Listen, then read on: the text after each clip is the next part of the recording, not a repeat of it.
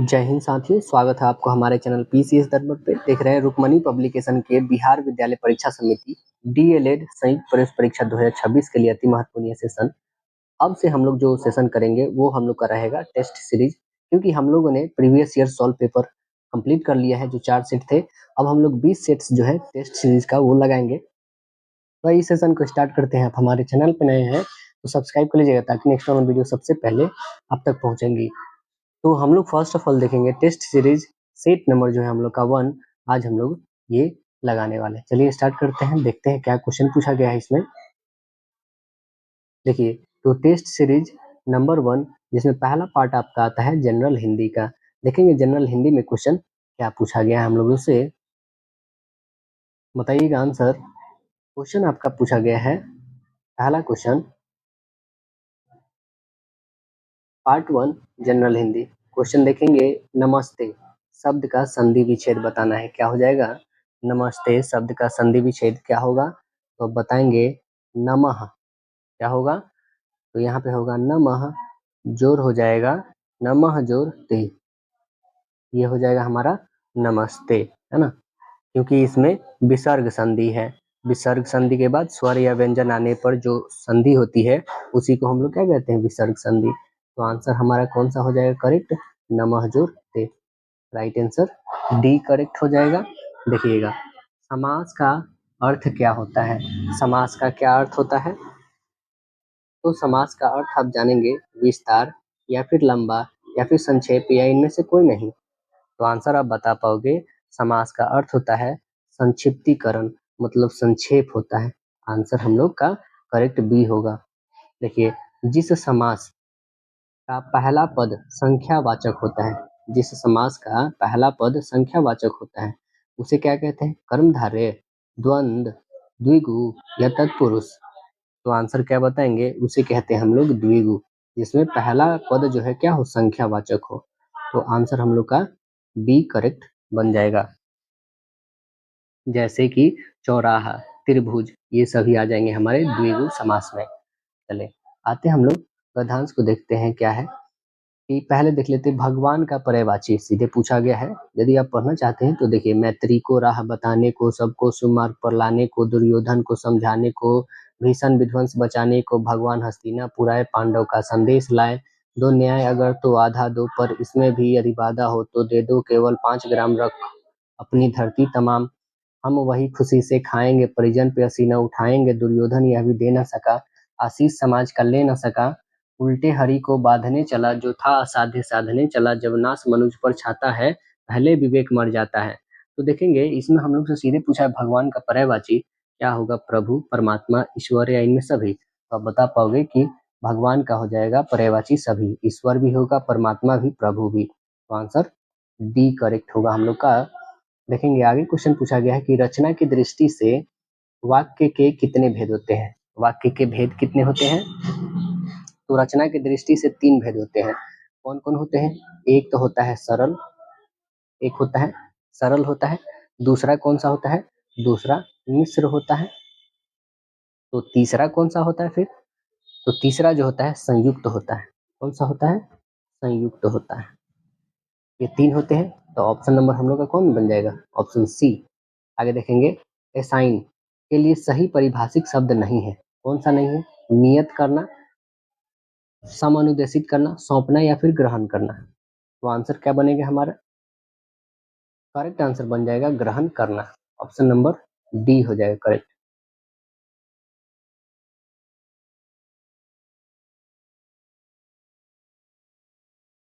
Next question हम लोग का अनुशासन शब्द का विशेषण बताना है।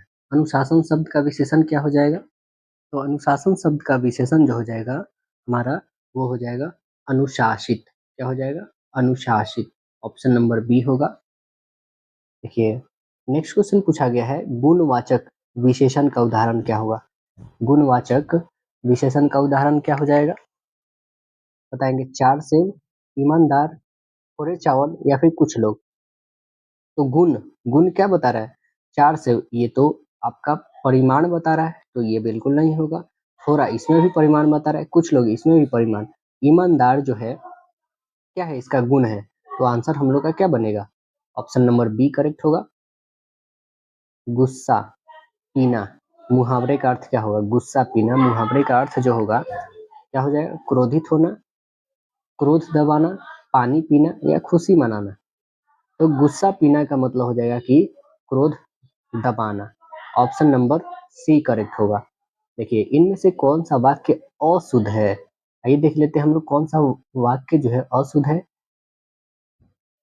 तो कह रहा है कि इसके बाद क्या हुआ? ये तो बात सही है। मेरे पास केवल एक घड़ी है, ये भी सही है। तुम सब तुम सबसे सुंदर हो, ये भी ठीक है। उसे कोई पैतृक संपत्ति नहीं मिली, तो ये यहाँ पे गलत हो गया। क्या होना चाहिए था यहाँ पे? तो पैतृक के स्थान पे जो है दोस्तों, पैतृक कहते कैसे होते हैं? तो पैतृक कैसे होते हैं? पैतृक, है ना? पैतृक कैसे होते? इसने पौत्रिक दे दिया है, तो इसके लेके ये गलत हो गया। ऑप्शन नंबर डी करेक्ट होंगे हमारे। देखेंगे नेक्स्ट क्वेश्चन पूछा गया है कि रंग बिरंगे फूलों की सुगंध से सुवासित फुलवारी में घूमने का आनंद ही कुछ और है। ये जो लाल शब्द में दिया गया है, यहाँ पे काले लिख दिया गया है, इसका आपको पदबंध बता देना है।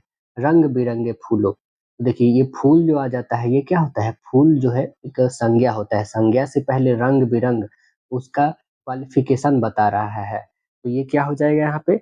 ये हो जाएगा हमारा उसकी विशेषता बता रहा है, विशेषण पदबंध हो जाएगा। ऑप्शन नंबर ए करेक्ट होगा। देखिए कि उसने भोजन कर लिया, वाक्य को कर्मवाच्य में आपको बदलना है। तो देखिए कर्मवाच्य कहने का मतलब है कि हमारा जो दिया है एक्टिव वॉइस, इसको पैसिव में चेंज करना है। तो बताइए उसने भोजन कर लिया, क्या उसने भोजन किया? ये बिल्कुल गलत होगा। नहीं किया, ये वाला तो होगा ही नहीं। उपयुक्त में से कोई नहीं, उसके द्वारा भोजन कर लिया गया। ऑप्शन नंबर हम लोग के पास सी करेक्ट हो जाएगा।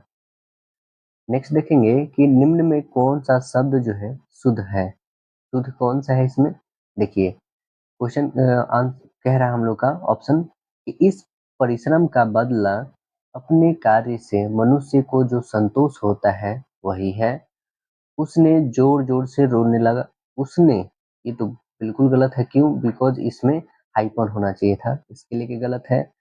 आप उस प्रतिज्ञा को न भूले होंगे, यहाँ पे नहीं होना चाहिए था, इसके लिए गलत हो गया।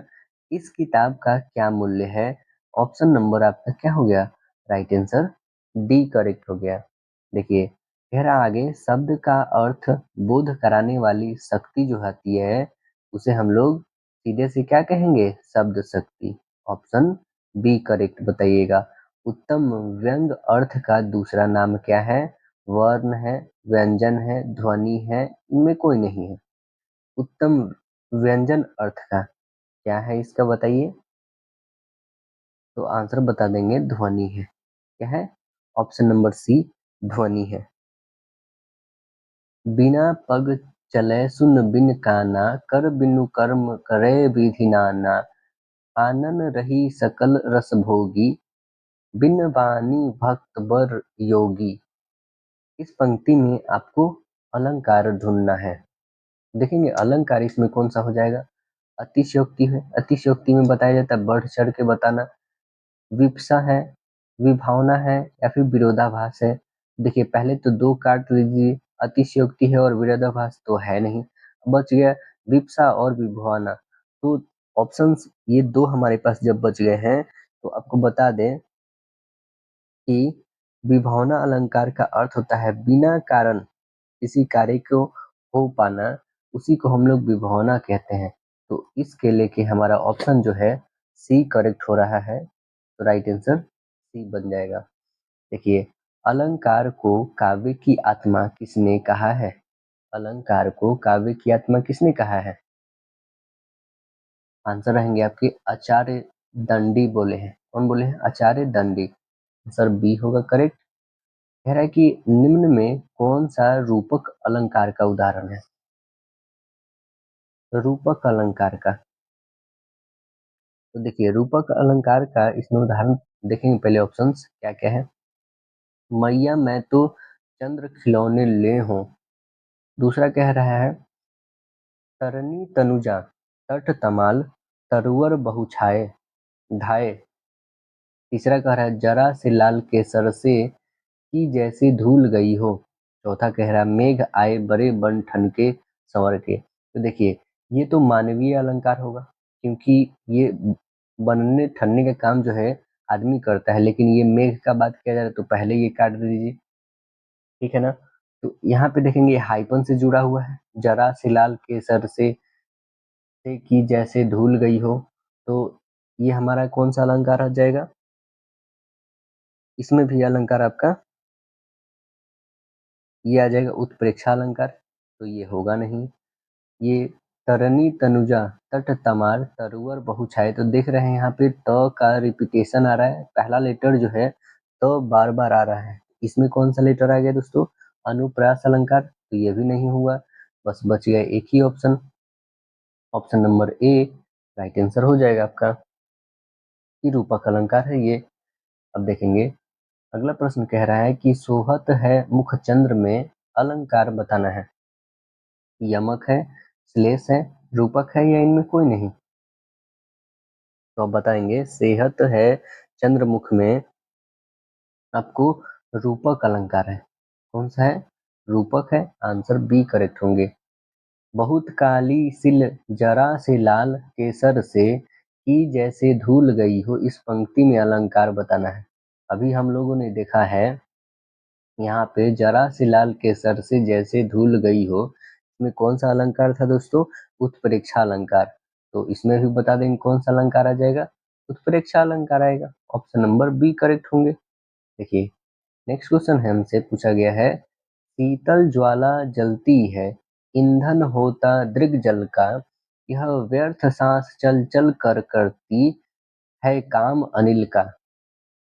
इस पंक्ति में आपको अलंकार बता देना है, कौन सा अलंकार हो जाएगा?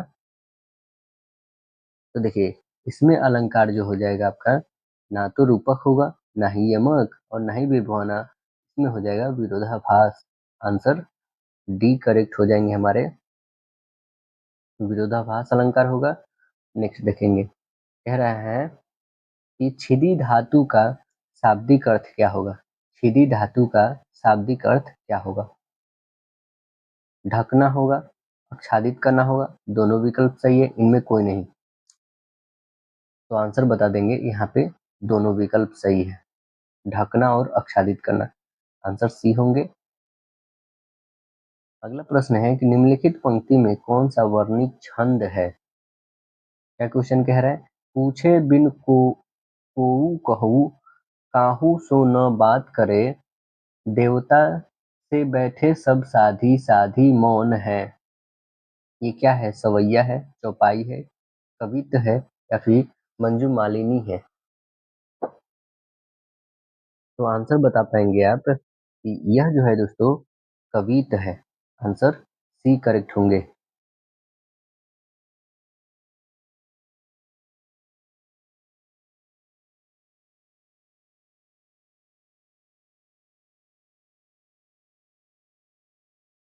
चलिए अगला प्रश्न देखेंगे हम लोग, कह रहा है कि ओज गुण का प्रयोग किस रस में होता है? वात्सल्य रस, वीर रस, श्रृंगार रस, हास्य रस। ओज गुण का प्रयोग तो आप बता पाओगे वीर रस में होता है, आंसर सी करेक्ट होंगे। भयानक रस का अस्थाई भाव क्या होगा? भयानक रस का अस्थाई भाव हास्य होगा, भय होगा, सा होगा, जुगुप्सा जुगुप्सा होगा। तो भयानक से सीधे अर्थ निकल के आ रहा है भय होगा, आंसर सी करेक्ट होगा।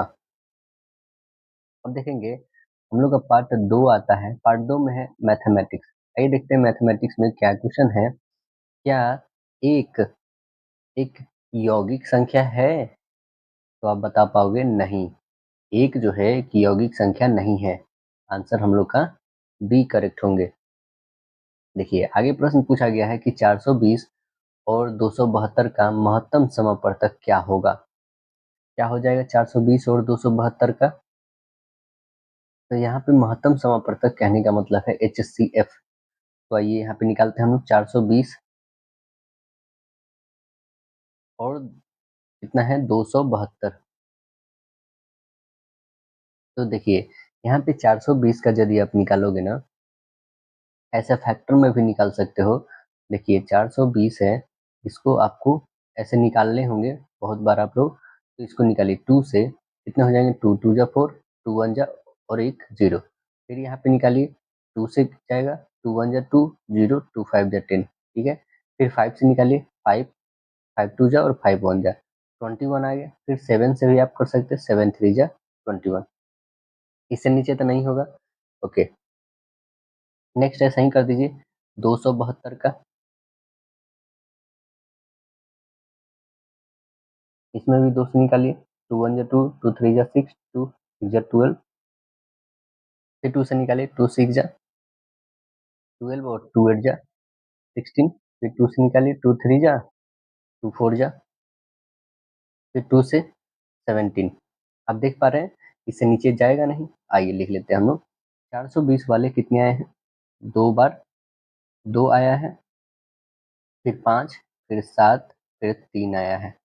इसमें देखेंगे 272 वाले में, तो इसमें कितने बार 2 आया है, तो आप बता पाओगे 4 बार आया है, तो यहाँ पे 4 बार लिख दीजिए और एक बार 17। अब देखिए यहाँ पे आप देख पाएंगे कि जो हमारा कॉमन होना चाहिए, तो कॉमन आप देख पाएंगे कि इसमें भी 2 है, इसमें भी 2 है, इसमें भी 2 है, इसमें भी 2 है। इसमें 5 है क्या, इसमें 5 है नहीं, तो हटा दीजिए इसे। इसमें 7 है क्या, इसमें 7 है नहीं, इसे भी हटाइए। क्या इसमें 3 है, इसमें 3 है नहीं, मतलब कि और बाद बाकी संख्या को हटा दीजिए, मतलब ही नहीं है। तो हमारे पास एक पेयर यहाँ पे निकला, एक ये निकला, 2 और इंटू 2 मल्टीप्लाई करिए, कितना आ गया 4। देखिए ऑप्शन में 4 है क्या आपके पास, तो यस 4 है। राइट आंसर आपके पास डी हो जाएगा। अगला देखेंगे, कह रहा है कि प्रत्येक धनात्मक विषम पूर्णांक का स्वरूप होगा जहां q एक डैश है, जहां q एक पूर्णांक है। प्रत्येक धनात्मक विषम पूर्णांक का स्वरूप, तो देखेंगे यहाँ पे प्रत्येक धनात्मक विषम पूर्णांक का स्वरूप जो हो जाएगा ना, वो होगा आपका 2q और प्लस 1 होगा। यहाँ पे q एक क्या होगा, पूर्णांक होगा। ऑप्शन नंबर कौन सा होगा, राइट आंसर ये हो जाएगा आपका। अब देखेंगे नेक्स्ट क्वेश्चन हम लोग से पूछा गया है कि एक बहुपद है X square plus B X plus C के शून्यक अल्फा और बीटा हो, तो 1 upon alpha square plus 1 upon beta square का मान क्या होगा। आइए इसका वैल्यू निकालते हैं हम लोग। पहले तो हमारे पास बहुपद दिया हुआ है, ये देख लेते हैं, जिसका शून्यक अल्फा है और बीटा है। फर्स्ट ऑफ ऑल हम लोग करेंगे क्या यहाँ पे, कि जो हमारा दिया हुआ है बहुपद, ये तो फर्स्ट ऑफ ऑल लिखेंगे। आपको शून्यक पता होते हैं, अल्फा प्लस बीटा इक्वल क्या होता है, तो आप बताएंगे माइनस बी बाई ए होता है। ये फर्स्ट इक्वेशन रखिए आप। फिर अल्फा इंटू बीटा शून्यकों का गुणनफल क्या होता है, तो आप बताओगे सी बाई ए होता है। ये दूसरा इक्वेशन आप रख लो। समीकरण एक को वर्ग करने पे, समीकरण एक जो है इसको हम लोग वर्ग कर देते हैं। बोथ साइड करना होगा, एक साइड ही नहीं, दोनों साइड करना होगा आपको वर्ग। तो दोनों साइड यदि हम लोग वर्ग करते हैं तो क्या हमें निकल के आएगा, देखिए जब वर्ग करेंगे हम लोग, तो आप बताओगे कि a प्लस बी का होल स्क्वायर दिख रहा है यहाँ पे, ठीक है।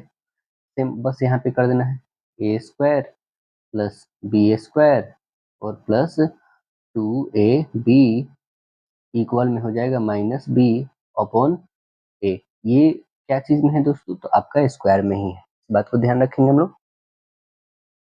चलिए अब रखते हैं क्या यहाँ पे कि ए स्क्वायर प्लस बी स्क्वायर जो है, ये प्लस में 2ab है, इधर यदि भेजेंगे हम लोग तो क्या चीज में बदलेगा, माइनस में बदलेगा। तो लिखिए यहाँ पे A square plus B square equal, यहाँ पे सीधे हम लोग लिखते हैं B square upon A square, और ये प्लस है तो माइनस में आ जाएगा, कितना 2ab आ जाएगा, है ना।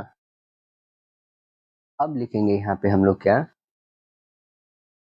2ab आ गया हमारे पास इधर, ठीक है। तो सभी का वैल्यू पुट करेंगे ए बी।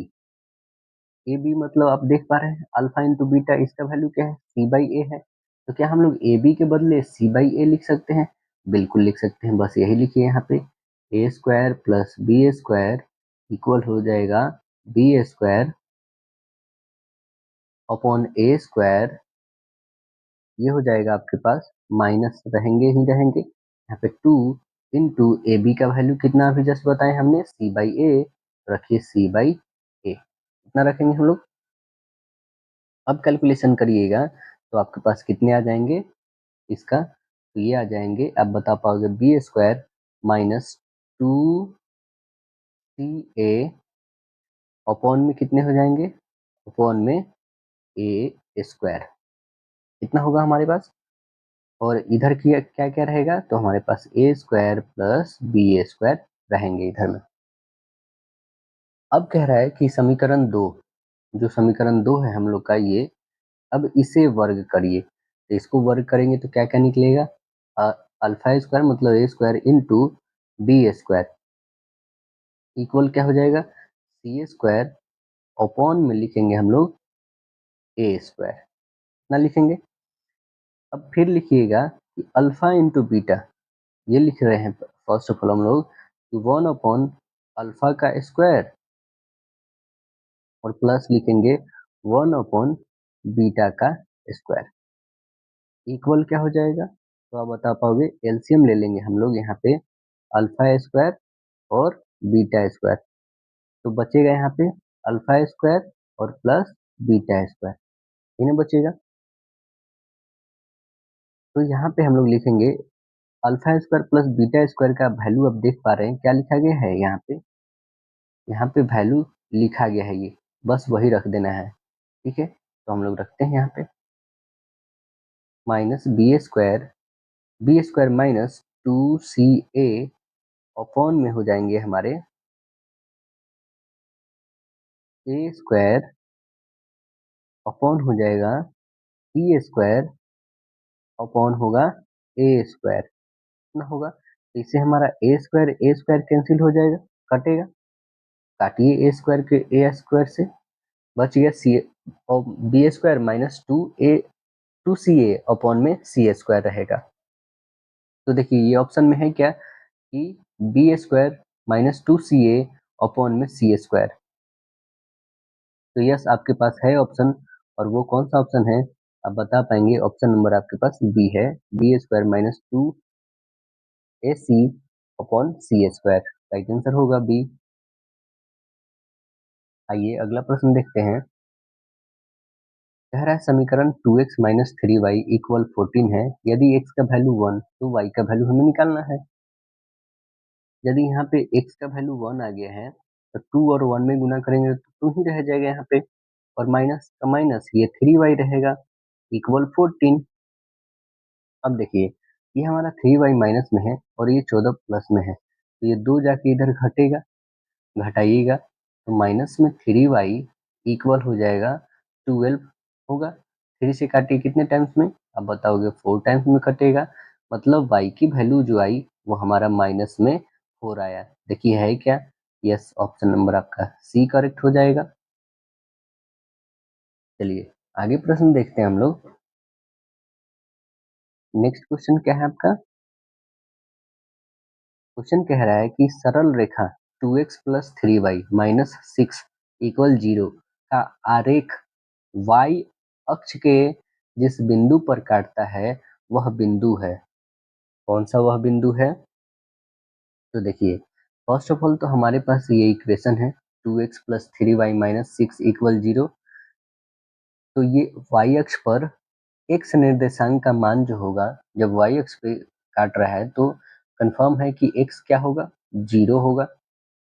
तो x इसे कहते हैं, जीरो है क्या, नहीं, इसे काट दीजिए, ये ऑप्शन होगा ही नहीं हम लोग का। क्या ये जीरो होगा, हाँ ये एक ऑप्शन हो सकता है। क्या ये जीरो है, नहीं, इसे भी काटिए, ये भी नहीं होगा हमारा। क्या ये जीरो है, ये भी हो सकता है। यानी ऑप्शन ए या तो ऑप्शन सी आने वाली है अभी हमारे पास आंसर में। तो देखिए कैसे हम लोग इसको रखेंगे, x का वैल्यू 0 रखिए। यहाँ पे जो इक्वेशन है हमारा, x का वैल्यू यदि 0 रखेंगे तो 0 हो जाएगा, 2 और 0 में मल्टीप्लाई करेंगे तो 0, और प्लस यहाँ पे रहेगा 3y माइनस 6 इक्वल 0। तो आप देखेंगे कि 3y इक्वल, ये माइनस में 6 है, उधर जाएगा तो प्लस में 6, 3 से काटिएगा तो 2 टाइम्स में, यानी y की वैल्यू जो आई हमारी 2 आई। तो y की वैल्यू 2 किस में है, तो आप देख पा रहे हैं इसमें है, ऑप्शन ए में। तो राइट आंसर ए बता दीजिएगा।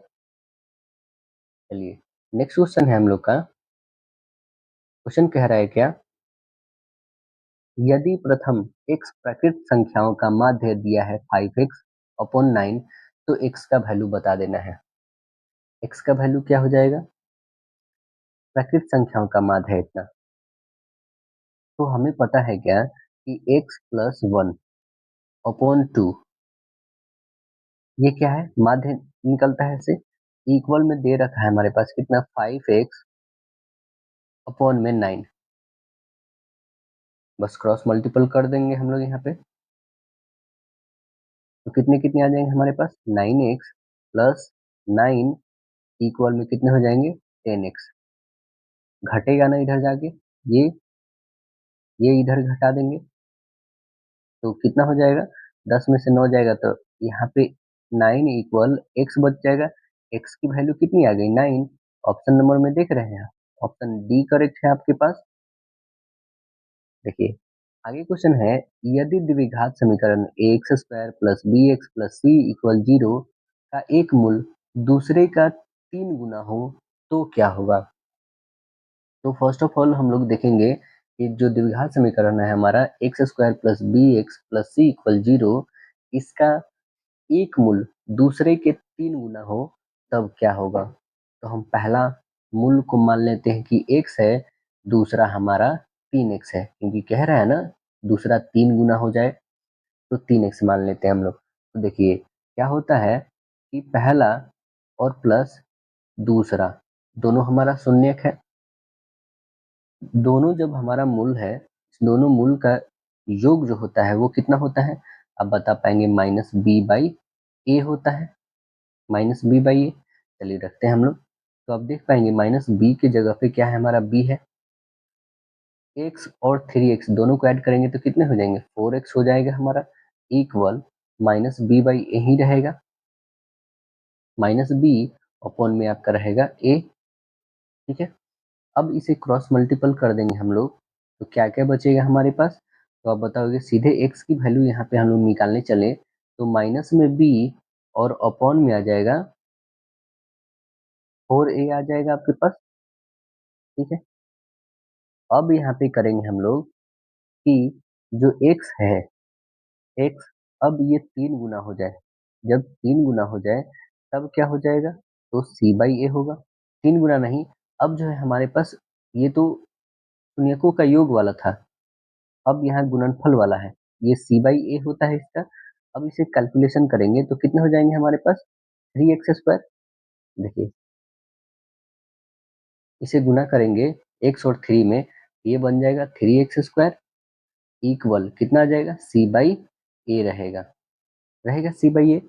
अब यहाँ पे कैलकुलेशन करेंगे 3 इंटू, आप देख पा रहे हैं कि x का वैल्यू कितना है, माइनस बी बाई 4a, तो स्क्वायर का वैल्यू क्या हो जाएगा, वही माइनस बी बाई 4a रहेगा, इसका होल स्क्वायर कर देंगे, इक्वल में है क्या हमारे पास, c बाई ए है।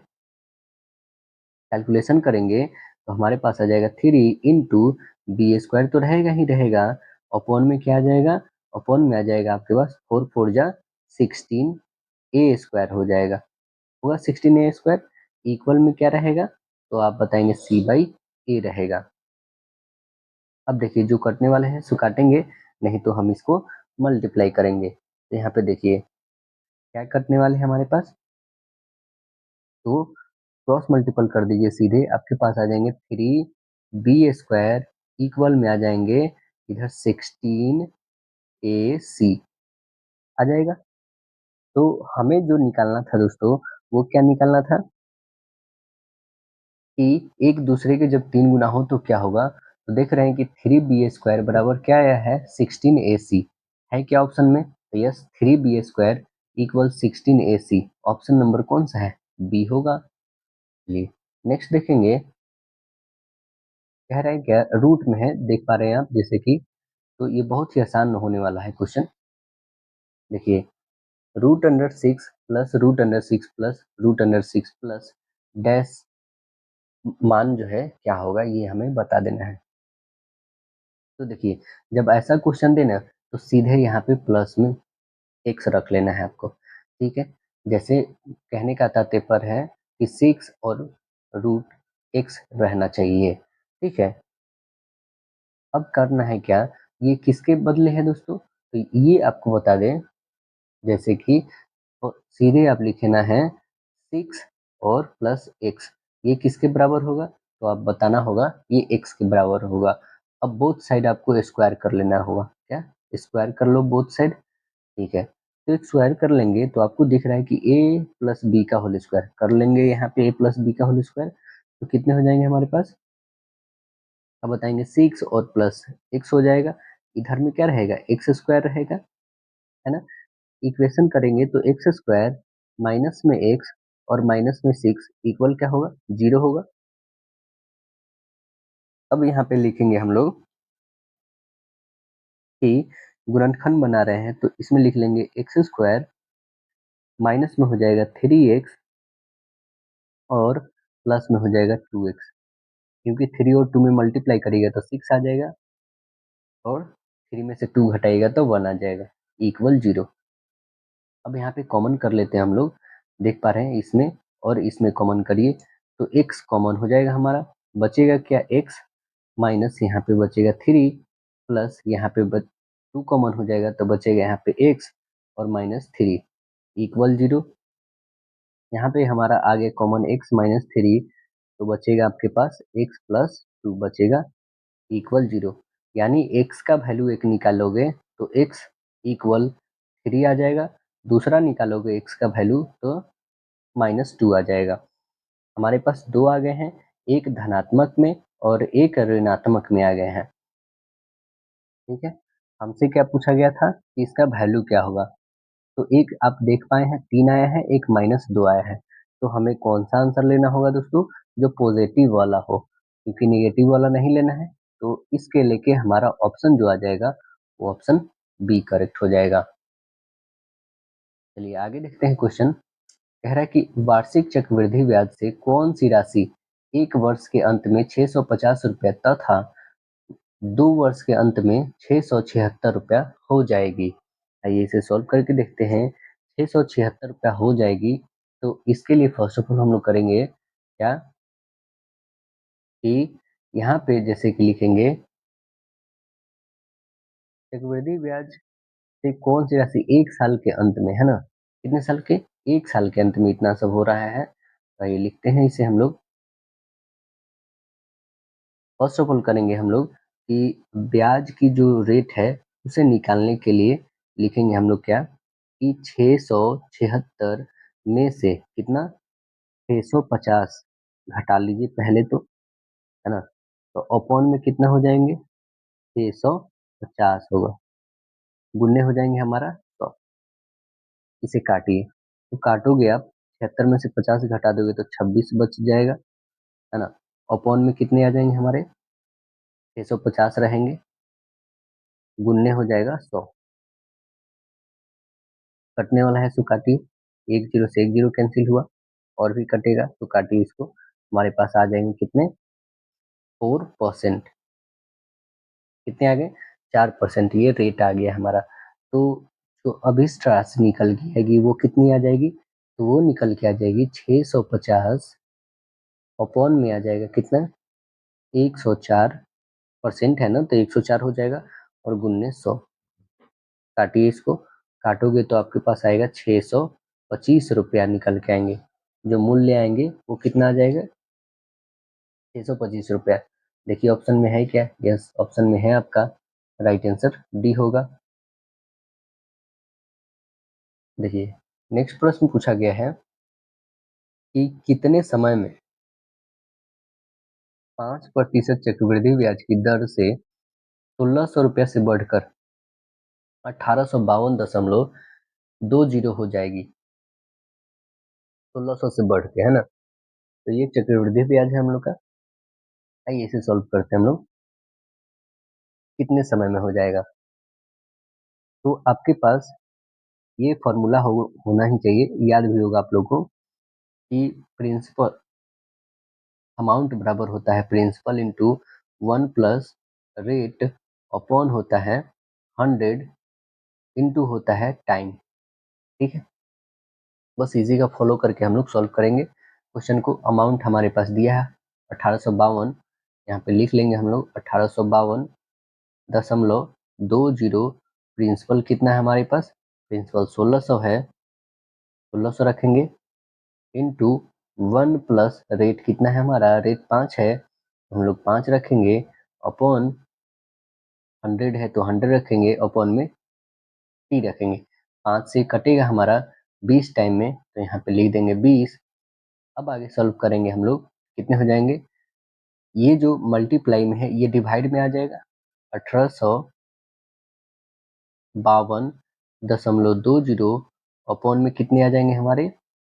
तो 1600 इक्वल क्या बचेगा? तो 1/20 है, 20 और 1 21 हो जाएगा। लिखिए 21 अपॉन में हो जाएगा 20, इसे टी लिखा गया है। अब 1852 को डेसिमल हटा दोगे तो ये कितना आ जाएगा हमारे पास? 100 आ जाएगा। अब जो कटने वाला होगा उसे काट लीजिए आप, है ना? जो कटने वाले होंगे उसे काटेंगे तो आप बताएंगे 1 जीरो से 1 जीरो कैंसिल होगा, और भी करने वाला होगा तो काट सकते हैं आप यहाँ पे।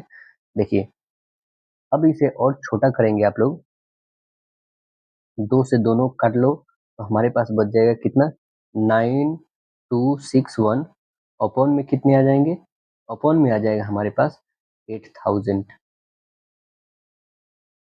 है ना? इक्वल में रहेगा 21 अपॉन में आ जाएगा हम लोग के पास 20 के पावर में टी रहेगा। ठीक है, अब देखिए तो आप देख पा रहे हैं 9261 जो होता है दोस्तों ये 21 का होल क्यूब होता है।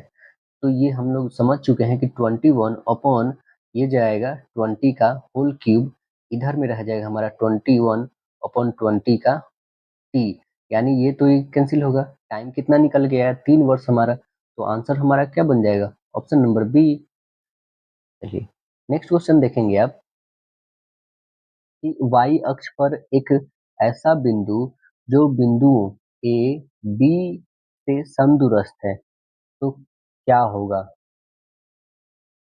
तो देखिए समदूरस्थ है ना, तो इसके लिए एक फॉर्मूला होता है, उस फॉर्मूला का यूज करेंगे। पहले देखेंगे ए और बी से समदूरस्थ है, तो ये देखिए ये ए है, ये बी है ना? यहाँ पे हम सपोज कर लेते हैं ये बिंदु कौन सा है? बिंदु वाई पे है, जो हम सपोज कर लेते हैं इसका नाम पी रख लेते हैं। तो ए से लेके पी की दूरी, जो ए से लेके पी की दूरी है और पी से लेके बी की दूरी है, ये दोनों इक्वल है। मतलब ऐसे लिख सकते हैं कि ए पी बराबर हो जाएगा हमारा बी पी। ये कहने का मतलब है यहाँ पे समदूरस्थ है। तो आइए इसे हम लोग सॉल्व करते हैं। पहला ले लेते हैं हम लोग कि y अक्ष पे है, मतलब x की वैल्यू 0 और y तो y ही रहना है यहाँ पे। जबकि a का वैल्यू दिया है 6 और 5 और b का वैल्यू दिया है -4 और 3 दे रखा है ना? तो चलिए इसे सॉल्व करेंगे हम लोग। क्या लिखेंगे कि रूट अंडर में आता है पहला, है ना? पहला रूट अंडर में आएगा, वो क्या लिखेंगे? तो x2 minus x1, x2 minus x1 का होल स्क्वायर। ठीक है, और प्लस में रहेगा आपके पास y2 और माइनस y1 का होल स्क्वायर। ठीक है, इसे सॉल्व करिए तो कितना हो जाएगा? x2, x2 किसे कहते हैं? ये दूसरे वाले को। तो 0 है हमारा, 0 माइनस x1 कितना है? 6 है, इसका होल स्क्वायर कर लो आप, प्लस y2, y2 कितना है? तो y माइनस y1 कितना है? तो 5, ये भी है, तो इसको y स्क्वायर में डालेंगे हम लोग। अब देखिए इसे सॉल्व करेंगे तो 6 का होल स्क्वायर कितने हो जाएंगे? 36, यहाँ पे लिख लेंगे हम लोग, 36 लिख लें। ठीक है, यहाँ पे 36 और प्लस ये घटाओगे तो ये कितना है हमारे पास y और -5 का होल स्क्वायर है। इतना है, इतना रहने देते हैं हम लोग। नेक्स्ट है बिंदु जो बी वाला है, अब उससे हम लोग क्लियर करते हैं। उसका कितना आ रहा है तो देखिए इसका भी निकालेंगे हम लोग।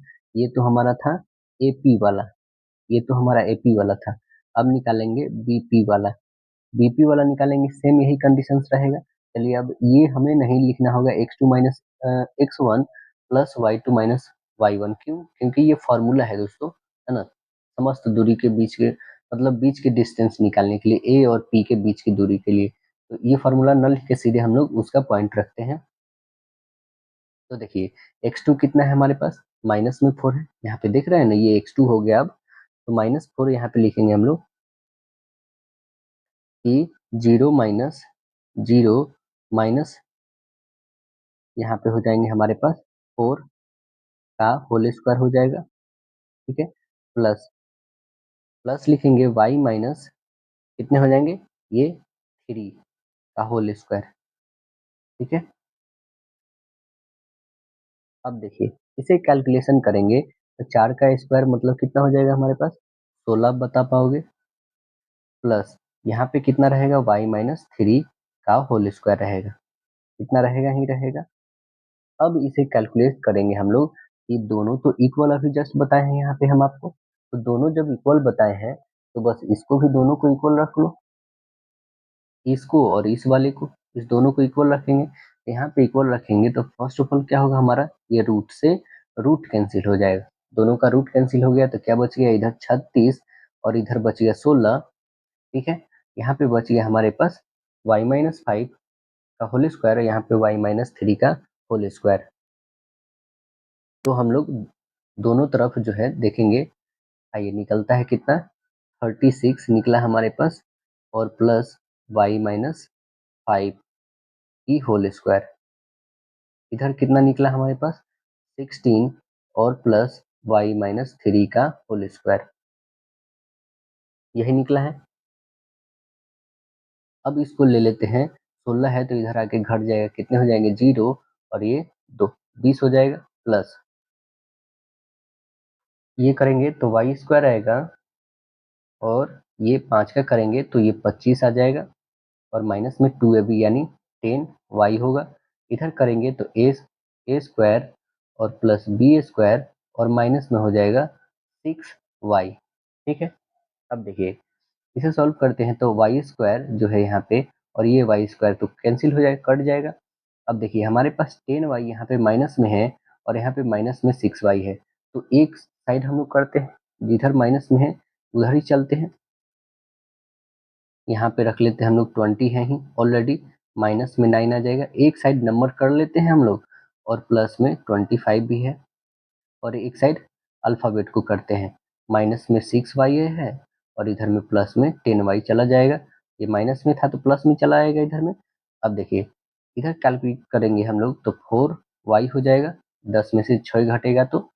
अब इधर देखिए 20 और 25 45 होगा, 45 में से 9 घटा लोगे तो कितने बच जाएंगे हमारे पास 36, यहाँ पे 36 लिख देंगे। अब देखिए ये 4 से कितने टाइम में कटेगा 36, तो आपको पता है 9 टाइम्स में कटेगा, यानी y की वैल्यू कितनी आ गई हमारा 9 आ गया। तो आइए देख लेते हैं y की वैल्यू 9 है क्या, तो यस, x का वैल्यू 0 और y की वैल्यू 9, वो कौन सा ऑप्शन में है, ऑप्शन नंबर आपके पास बी में है। राइट आंसर हुआ बी। थोड़ा क्वेश्चन बड़ा था बट क्वेश्चन बहुत अच्छा है दोस्तों। ठीक है, चलिए नेक्स्ट क्वेश्चन देखते हैं हम लोग। कह रहा है कि बिंदुओं P इक्वल दिया गया है, Q इक्वल दिया हुआ है, को मिलाने वाली रेखा पर R जो है यहाँ पे AB है, तो निम्न में कौन सा सही है, A बराबर 0, 2, B बराबर 0 या B बराबर 2। आइए इसे भी सॉल्व करके देखते हैं क्या यहाँ पे करेक्ट हो रहा है। फर्स्ट ऑफ ऑल हम लोग करेंगे यहाँ पे क्या कि निर्देशांक को हम लोग बना लेते हैं, बहुत ही आसानी से समझ पाएंगे यहाँ पे। देखिए कैसे बनेगा, फर्स्ट ऑफ ऑल हम लोग यहाँ पे आपको दिखा लेते हैं। जिसमें पता है ये x डैश होता है, ये x, ये y और ये y डैश होता है। तो हम लोग जानते हैं क्या, पहला दे रखा है हमारा क्या, P 0 0 है। 0 0 कहने का मतलब है ये यहीं पे है, P हमारा इसी पे है, ठीक है। P जो है मेरा यहाँ पे है। दूसरा कह रहा है कि Q जो है 0 और 2, 0 इस पे और 2 इधर। तो सपोज कर लेते हैं यहाँ पे हमारा Q है, 0 और 2 को मिलाने वाली रेखा R जो है वो क्या है, AB है। R जो है क्या है दोस्तों, वो AB है। इस दोनों को मिलाती है ये रेखा, ठीक है ना। ये रेखा जो है 0 और 0 है हमारा, 0 और 2, इस दोनों को जो रेखा जो हमारा मिलाएगी वो कौन सी है रेखा, तो यहाँ से यहाँ तक जो मिलाने वाली है रेखा ये R है। तो यह जो स्थित है, ये तीनों, ये किस तरफ स्थित है ये हमें बताना है। तो किस तरफ स्थित होगा, ये y अक्ष पर स्थित बिंदु जो x निर्देशांक यहाँ पे 0 है, इसलिए हमारा a का जो वैल्यू आएगा, क्योंकि हमसे पूछा गया है ना कि a का वैल्यू, तो a का वैल्यू कितना आ जाएगा, 0 आएगा। बिकॉज यहाँ पे आप देख पा रहे हैं कि ये जो वैल्यू है वो क्या है, 0 है। हमसे पूछा भी गया है ना कि इसमें r इक्वल ए बी है, तो वैल्यू क्या होगा, a का वैल्यू 0 आ जाएगा यहाँ पे, है ना। नेक्स्ट देखिएगा, इस समपूरक कोणों का युग्म बताना है, क्या होगा, समपूरक कोणों का युग्म क्या होगा। तो समपूरक हम लोग कैसे निकालते हैं, पहले तो ये देखेंगे। समपूरक कहने का तात्पर्य है कि 180 डिग्री, 180 डिग्री कौन कौन हो जाएगा, देखिए 110 और 70 जोड़िएगा तो 180 आएगा। क्या 120 और 70 जोड़ेंगे तो आएगा, बिल्कुल गलत है। ये 80 90 नहीं आएगा, और ये 20 और 70 भी नहीं आएगा। मतलब ऑप्शन नंबर हम लोग का कौन निकल गया, ऑप्शन ए निकल गया, समपूरक कहते हैं। और पूरक मतलब होता है 90 डिग्री। चलिए अगला प्रश्न आता है, यदि एक समचतुर्भुज के विकर्ण क्रमशः 18 सेंटीमीटर 24 सेंटीमीटर है, तो इसकी भुजा डैश के बराबर है। इसकी भुजा किसके बराबर है, तो देखिए यहाँ पे हम लोग लिखेंगे समचतुर्भुज का विकर्ण जो है 18 और 24 दिया है, तो समचतुर्भुज की भुजा कितनी हो जाएगी, भुजा जो इसकी हो जाएगी, विकर्ण दिया हुआ है ना, तो इसका आधा सीधे कर लो आप, एक 9 हो जाएगा और एक 24 का है हो जाएगा 12, इसका स्क्वायर कर लेंगे हम लोग, 12 का स्क्वायर और प्लस 9 का स्क्वायर, ये अंडर रूट में रहेगा, है ना। ये क्या होता है, समचतुर्भुज का भुजा निकालने का फॉर्मूला। तो भुजा जो आ जाएगा हम लोग का, भुजा वो कितना हो जाएगा, 12 का स्क्वायर करोगे तो 144, 9 का करोगे तो 81, 81 होगा।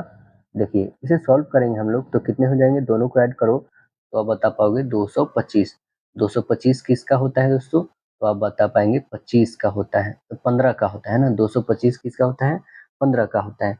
देखिए 15 है क्या, यस 15 सेंटीमीटर दे रखा है, ऑप्शन नंबर आपके पास बी में दिया है।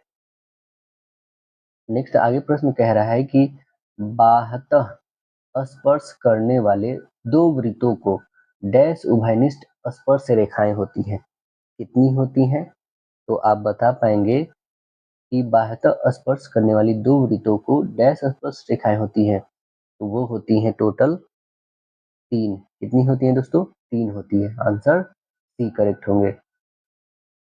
कह रहा है एक आयत की लंबाई उसकी चौड़ाई से 1 सेंटीमीटर अधिक है और उसकी परिमाप 14 सेंटीमीटर है, तो आयत का आयत क्षेत्रफल क्या होगा, क्या हो जाएगा क्षेत्रफल, आइए इसको देख लेते हैं हम लोग। देखिए पहले तो आयत की चौड़ाई देखेंगे हम लोग, चौड़ाई जो हम लोग बी कहते हैं, वृत्त वो एक्स मान लेते हैं हम लोग। लंबाई कितना है, लंबाई को एल ले लेते हैं। लंबाई जो है 1 सेंटीमीटर ज़्यादा है, तो एक्स और प्लस 1 रख लेंगे हम लोग लंबाई को। आयत का परिमाप, तो आप देखेंगे परिमाप जो है, फार्मूला क्या होता है परिमाप का, तो आप बताएंगे 2 इंटू एल प्लस बी होता है। जबकि इसका परिमाप दिया हुआ है। कितना दिया गया है दोस्तों? तो आप बताएंगे 14 दिया गया है। बस इसका मान रखिए सभी का वैल्यू। 2 इंटू एल कितना है हमारे पास? एक्स प्लस 1 और प्लस बी का वैल्यू है एक्स, इक्वल कितना रखेंगे हम लोग? 14, है ना। तो कैलकुलेशन करेंगे 2 और यहाँ पे हो जाएगा 2x प्लस 1 इक्वल हो जाएगा 14। 2 से 14 कट जाएगा तो 7 आ जाएगा यहाँ पे, तो हम लोग लिख लेंगे 2x और प्लस 1 इक्वल हो जाएगा हमारे पास 7। ये प्लस में है तो इधर जाके घटेगा, माइनस में हो जाएगा, तो लिखेंगे x इक्वल हो जाएगा 6, और ये मल्टीप्लाई में है तो इधर डिवाइड में आ जाएगा 2। कट जाएगा ये, तो इसे हम लोग काट देंगे। कितने टाइम्स में? तो आपको पता है कितने टाइम्स में, 3 टाइम्स में कटेगा। x की वैल्यू जो आ जाएगी हमारे पास, कितनी आ गई? 3 आ गई। हमें लेकिन आयत का क्षेत्रफल निकालना है। तो देखिए, पहले तो लिखेंगे हमारा चौड़ाई कितना आ गया? 3, और लंबाई कितना हो जाएगा? 4। तो क्षेत्रफल क्या होता है? अब बताओगे एल बी, लंबाई गुने चौड़ाई, 4 और 3 में गुना कर दो, 12। देखिए 12 है क्या? यस, 12 है। ऑप्शन नंबर आपके पास सी में है, राइट आंसर सी होगा।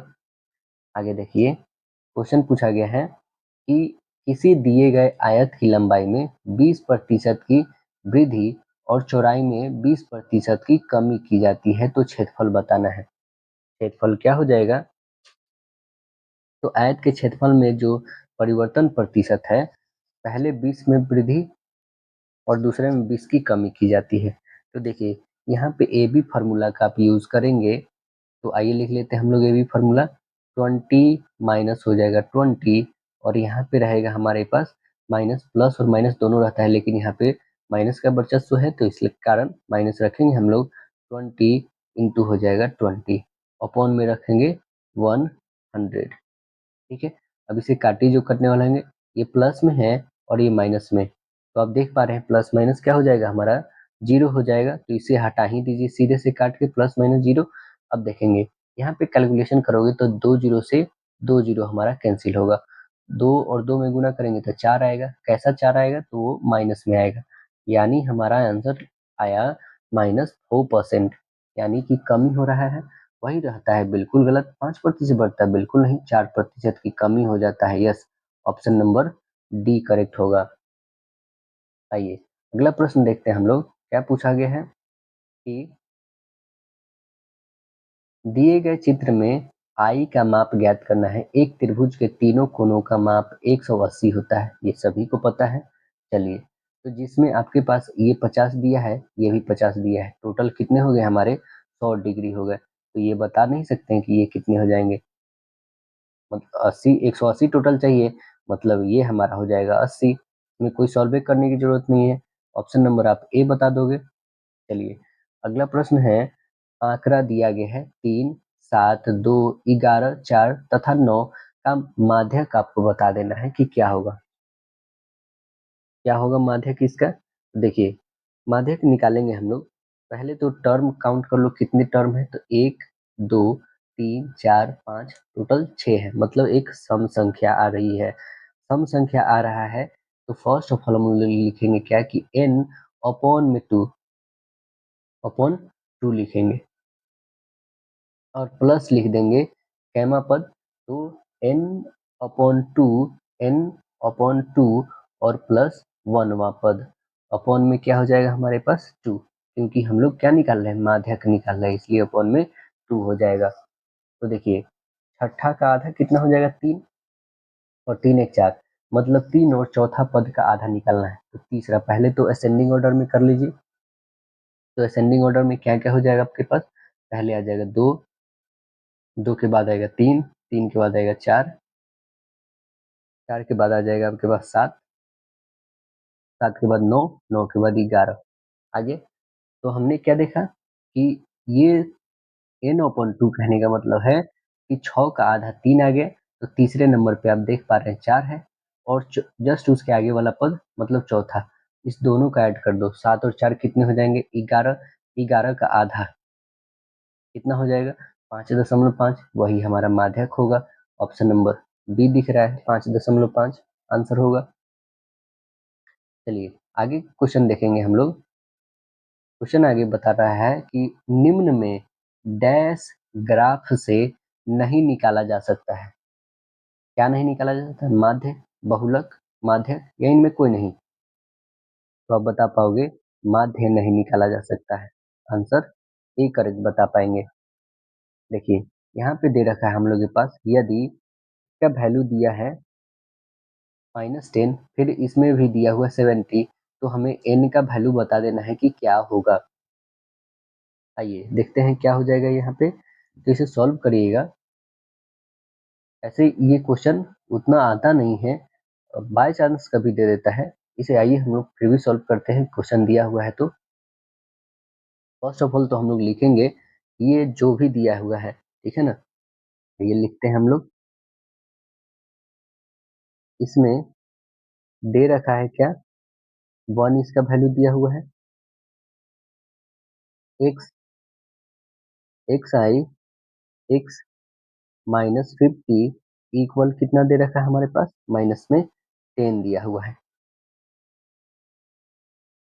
जस्ट हम लोग निकालेंगे नेक्स्ट टर्म इसका, तो कितना हो जाएगा, माइनस में हम लोग घटा लेंगे इसका,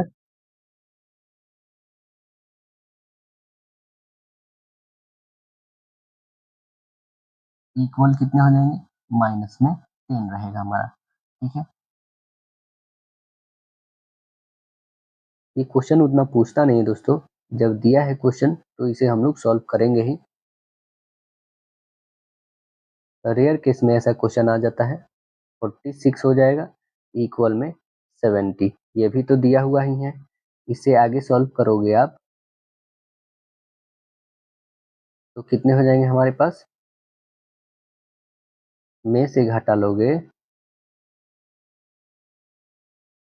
46 को तो कितने हो जाएंगे, 70।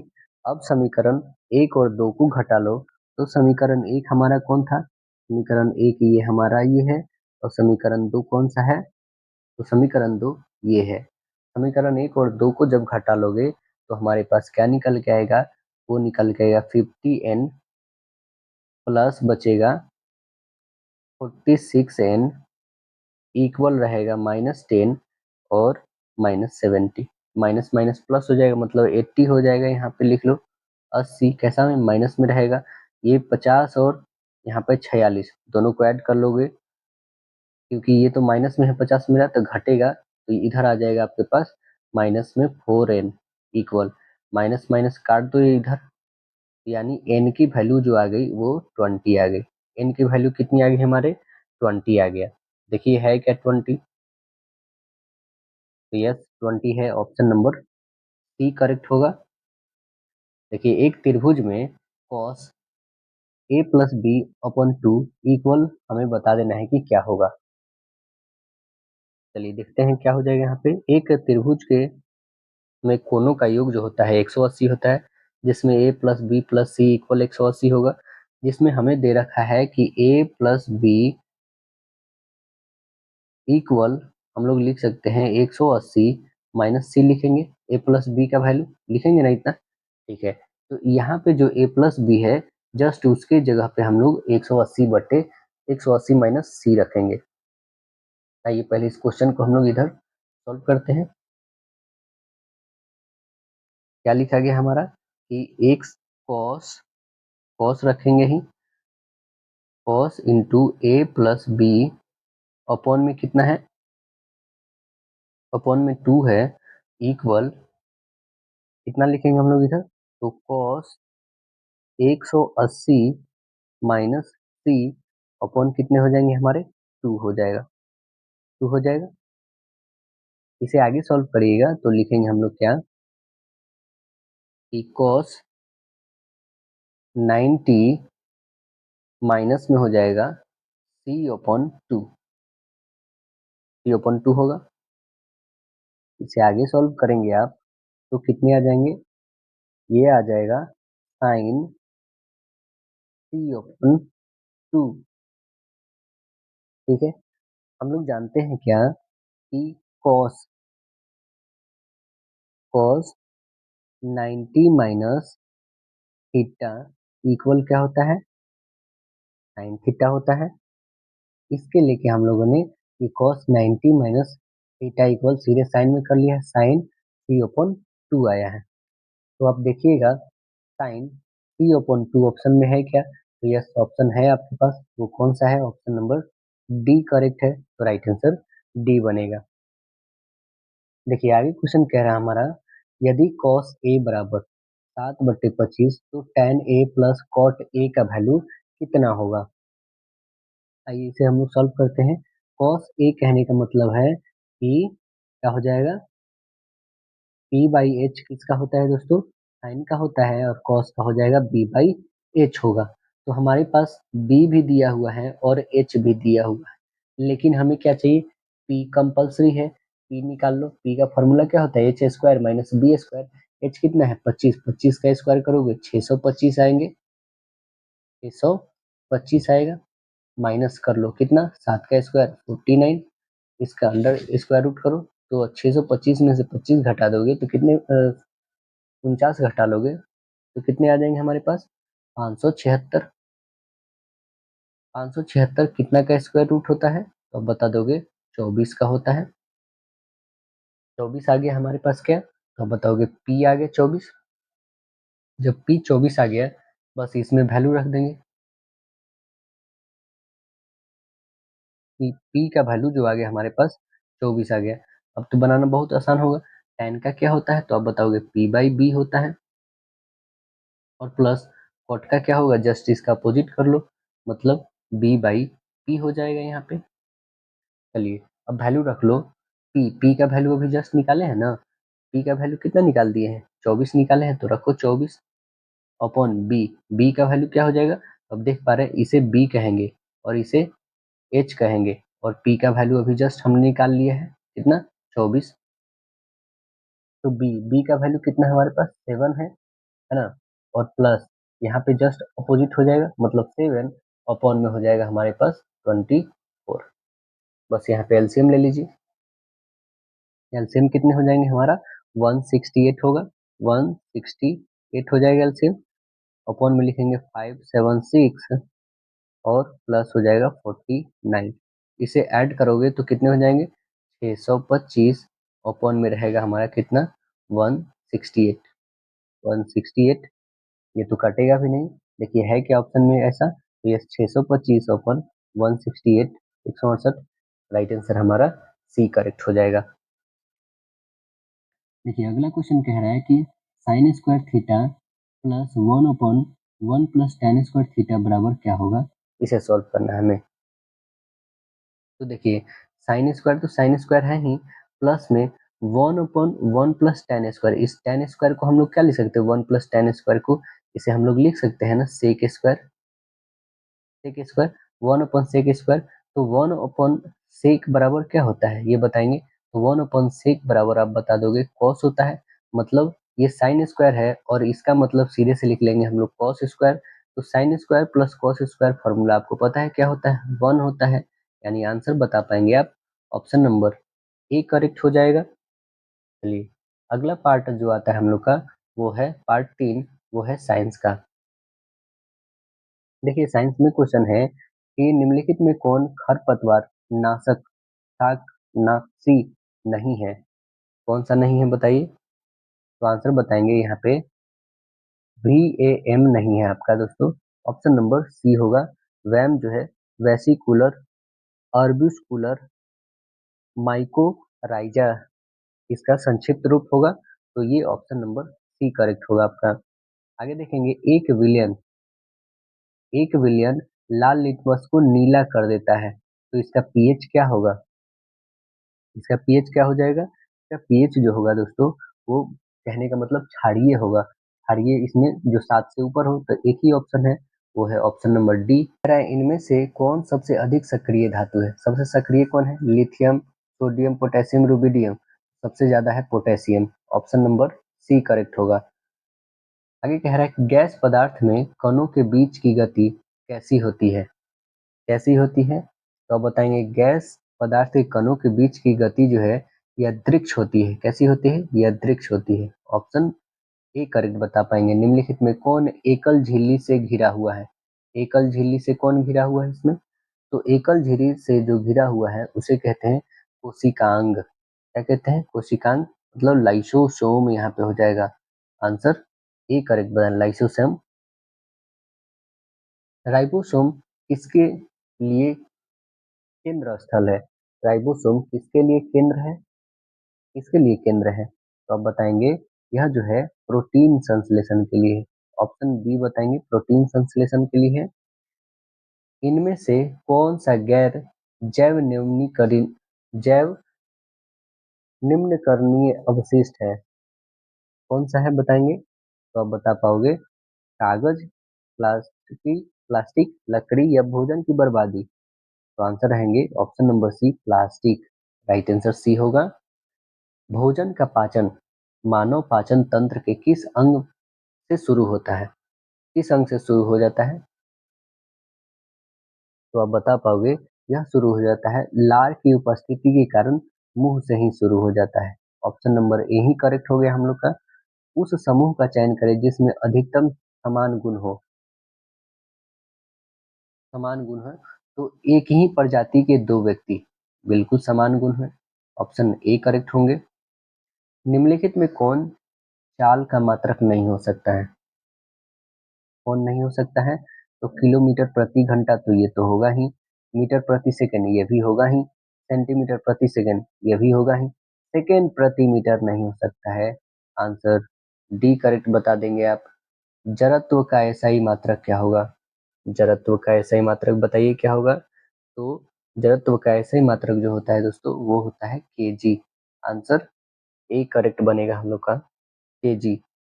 वायुयान की हवा में ऊपर वायुयान की हवा में ऊपर उठने पर उस पर कार्य करने वाला उत्प्लवन बल होगा।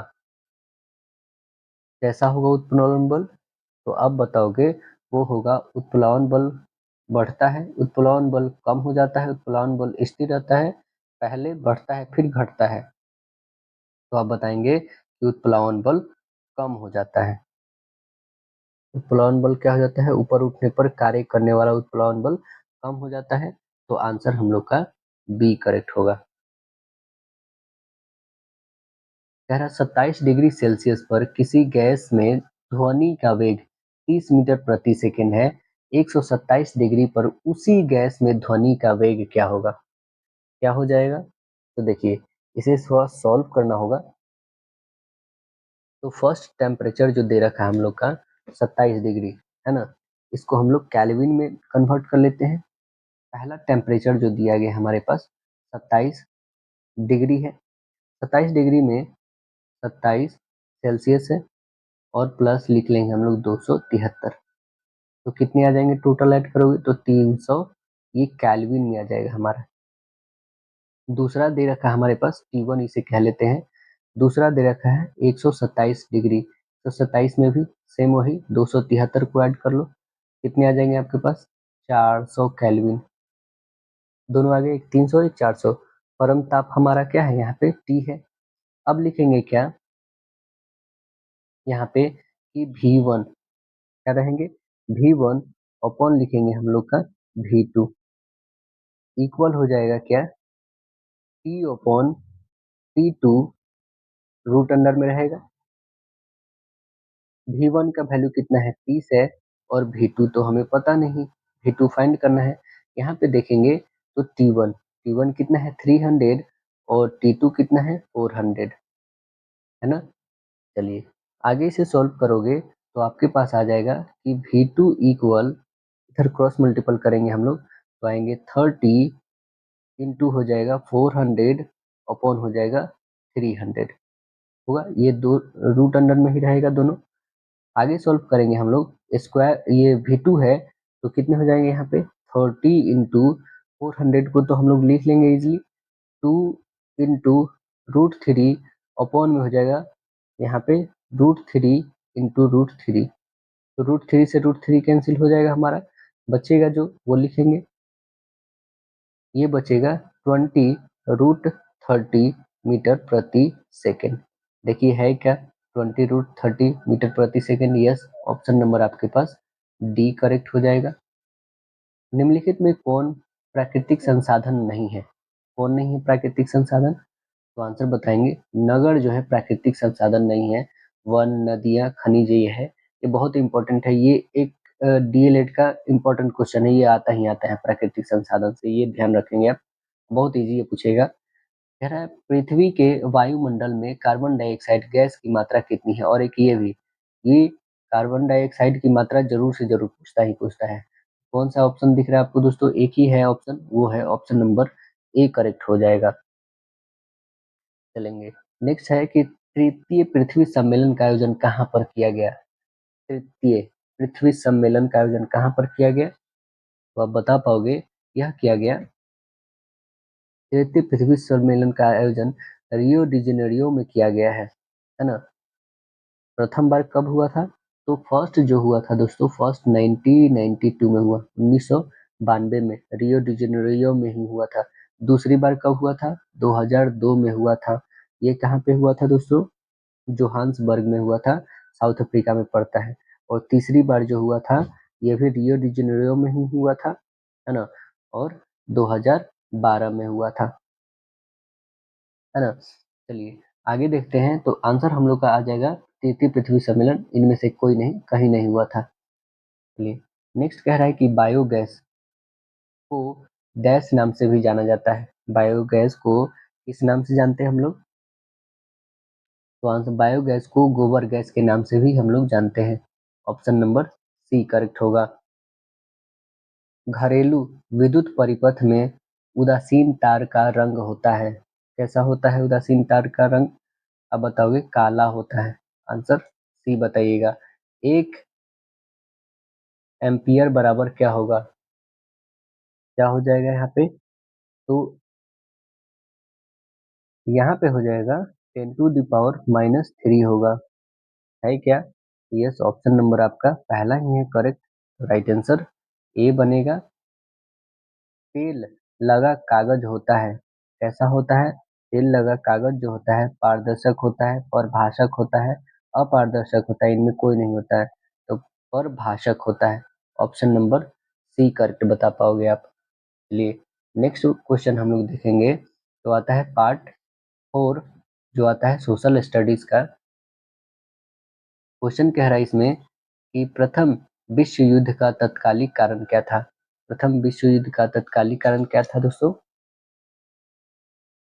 तो इसका तत्कालिक कारण था कि ऑस्ट्रिया के युवराज की सेरेजेवा में हत्या। ऑप्शन नंबर हम लोग का सी करेक्ट होगा। आगे देखिए, सरहुल किनका पर्व है? सरहुल जो है ये किनका पर्व है दोस्तों? तो सरहुल आप बता पाओगे, यह जो है मुंडा का पर्व है। किसका पर्व है? मुंडा। ऑप्शन नंबर ए करेक्ट बताएंगे। चलिए आगे देखते हैं हम लोग। यह त्योहार जो है दोस्तों चैत महीने में बसंत ऋतु में पेड़ों और प्रकृति की पूजा से संबंधित है। और ये ज्यादातर जो है कहाँ पे मनाई जाती है? तो ज्यादातर आपको बता दें झारखंड, छत्तीसगढ़, उड़ीसा, पश्चिम बंगाल के आदिवासियों के द्वारा ये मनाई जाती है। सरहुल कहने का मतलब है इन लोगों का नव वर्ष शुरू होता है। देखिए, संयुक्त राष्ट्र महासचिव संयुक्त राष्ट्र संगठन के किस प्रमुख अंग के प्रमुख हैं? किस अंग के प्रमुख हैं?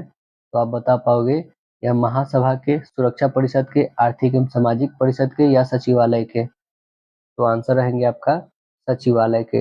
राइट आंसर डी होगा। असहयोग आंदोलन और खिलाफत आंदोलन को मिलाने का सबसे उग्र विरोध किसने किया था? सबसे उग्र विरोध जो किया था वो किया था जिन्ना ने। किसने किया था? जिन्ना ने किया था। आंसर ए बनेगा। कागज का आविष्कार किस देश में हुआ? कागज का आविष्कार किस देश में हुआ? तो आंसर बताएंगे चीन में हुआ। निम्नलिखित में कौन जनसंख्या वृद्धि का घटक नहीं है? कौन सा नहीं है? तो आंसर बताएंगे लिंगानुपात नहीं है। राइट आंसर डी बताइएगा। निम्नलिखित में से किस मापनी के द्वारा किलोमीटर और मील दोनों की दूरियों को दर्शाया जा सकता है? किस मापनी के द्वारा? तो रेखीय मापनी, प्रतिनिधि भिन्न, आरेखीय मापनी, या तुलनात्मक मापनी? तो आंसर बताओगे तुलनात्मक मापनी। राइट आंसर डी होगा। आगे कह रहा है क्वेश्चन आपका, निम्नलिखित में से कौन भारत में वाणिज्यिक फसल है? कौन है वाणिज्यिक फसल? तो आंसर बता पाएंगे आप इसमें, सरसों है, तंबाकू भी है और जूट भी है, यानी आंसर सभी होगा हम लोग का डी। नर्मदा बचाओ आंदोलन संबंधित है। नर्मदा बचाओ आंदोलन संबंधित है, यह कब हुआ था? तो यह 1980 के दशक में हुआ था, है ना। तो आंसर बताएंगे सरदार सरोवर बांध से। आंसर ए बताइएगा। पश्चिम बंगाल में बक्सा टाइगर रिजर्व को चल रहे डैश से गंभीर खतरा है। किससे गंभीर खतरा है? तो आप बताओगे, कोयला खनन से, तांबे की खनन से, लौह अयस्क खनन से, डोलोमाइट खनन से। तो इसका खतरा है डोलोमाइट खनन से। आंसर डी करेक्ट होंगे। कौन सा सौर ऊर्जा अनवीकरणीय है? अनवीकरणीय कौन है इसमें? तो अनवीकरणीय जो बताएंगे, जल तो नवीकरणीय, सौर भी आपका नवीकरणीय है, लेकिन कोयला अनवीकरणीय है। आंसर सी बताएंगे। निम्नलिखित में कौन उद्योग कृषि पर आधारित नहीं है? कौन कृषि पर आधारित नहीं है? तो आप बताएंगे सूती वस्त्र, सीमेंट, चीनी, जूट वस्त्र। तो आंसर रहेंगे आपके पास cement. Right answer B correct होगा। कोयला किस प्रकार का संसाधन है? कोयला जो है आपका अनवीकरणीय संसाधन है। आंसर बी बताइएगा। भारत में एक संक्रमणीय मत पद्धति से किसका चुनाव हुआ है? किसका चुनाव हुआ होता है? एक संक्रमणीय मत से। तो आप बता पाओगे, ये भारत के जो राष्ट्रपति होते हैं उनके। आंसर ए बताएंगे। भारतीय संविधान में शिक्षा का मौलिक अधिकार किस अनुच्छेद में है? शिक्षा का मौलिक अधिकार किस अनुच्छेद में है? तो बताएंगे अनुच्छेद 21 के क में है। आंसर बी करेक्ट बताइएगा कि 6 से 14 वर्ष की आयु के समस्त बच्चों के लिए है ये निःशुल्क शिक्षा। लोकसभा में बहुमत दल का नेता कौन होता है? तो बहुमत दल के जो नेता होते हैं वो होते हैं प्रधानमंत्री हमारे। ऑप्शन बी करेक्ट बनेगा इसका। इनमें से कौन सा मौलिक अधिकारों के उपयोग का उदाहरण नहीं है? आइए देख लेते कौन नहीं है इसमें। कह रहा है कि बिहार के मजदूरों का पंजाब के खेतों में काम करने जाना उदाहरण नहीं है। तो हाँ, ये बिल्कुल है, तो ठीक है। ईसाई मशीनरियों द्वारा मिशनरी स्कूलों की श्रृंखला चलाना, ठीक है। सरकारी नौकरी में औरतों और मर्द को समान वेतन मिलना, ये भी ठीक है। बच्चों द्वारा माँ बाप की संपत्ति विरासत में पाना, ये बिल्कुल नहीं है ना। ये नहीं है, हो सकता है। आंसर डी है। निम्न में कौन सा कार्य राजनीतिक दल का नहीं है? कौन सा नहीं है? आइए देख लेते कौन नहीं है। कह रहा निर्वाचन में भाग लेना, ये तो है। जनमत का निर्माण करना, ये भी है। सरकार की आलोचना करना, ये भी है। सामाजिक आर्थिक आंदोलनों को भड़काना, ये नहीं है। आंसर डी बन जाएगा हम लोग का। सामाजिक समस्या का अर्थ है, सामाजिक समस्या का अर्थ क्या है? तो आंसर बताएंगे, मामलों की स्थिति, समस्या के प्रति नैतिक दृष्टिकोण, व्यक्तिगत समस्या या पारिवारिक समस्या। तो सामाजिक समस्या का अर्थ जो हो जाएगा वो हो जाएगा आपका मामलों की स्थिति। आंसर ए करेक्ट बनेगा। देखिए नेक्स्ट है प्रश्न, डैश एक कठिनाई है जो अपने भीतर प्रगति का अवसर लेकर आती है। डैश एक कठिनाई है जो अपने भीतर प्रगति का अवसर लेकर आती है। कौन है? समस्या, चुनौती, विवाद या मुद्दा। तो आंसर बता पाओगे आप कि मुद्दा। राइट आंसर डी करेक्ट होगा। आगे देखेंगे पार्ट 5 आता है हम लोग का जनरल इंग्लिश का आता है। देखिए जनरल इंग्लिश में क्या क्वेश्चन पूछा गया है। क्वेश्चन है आपके पास कि which tense is used to express an action completed in the immediate past.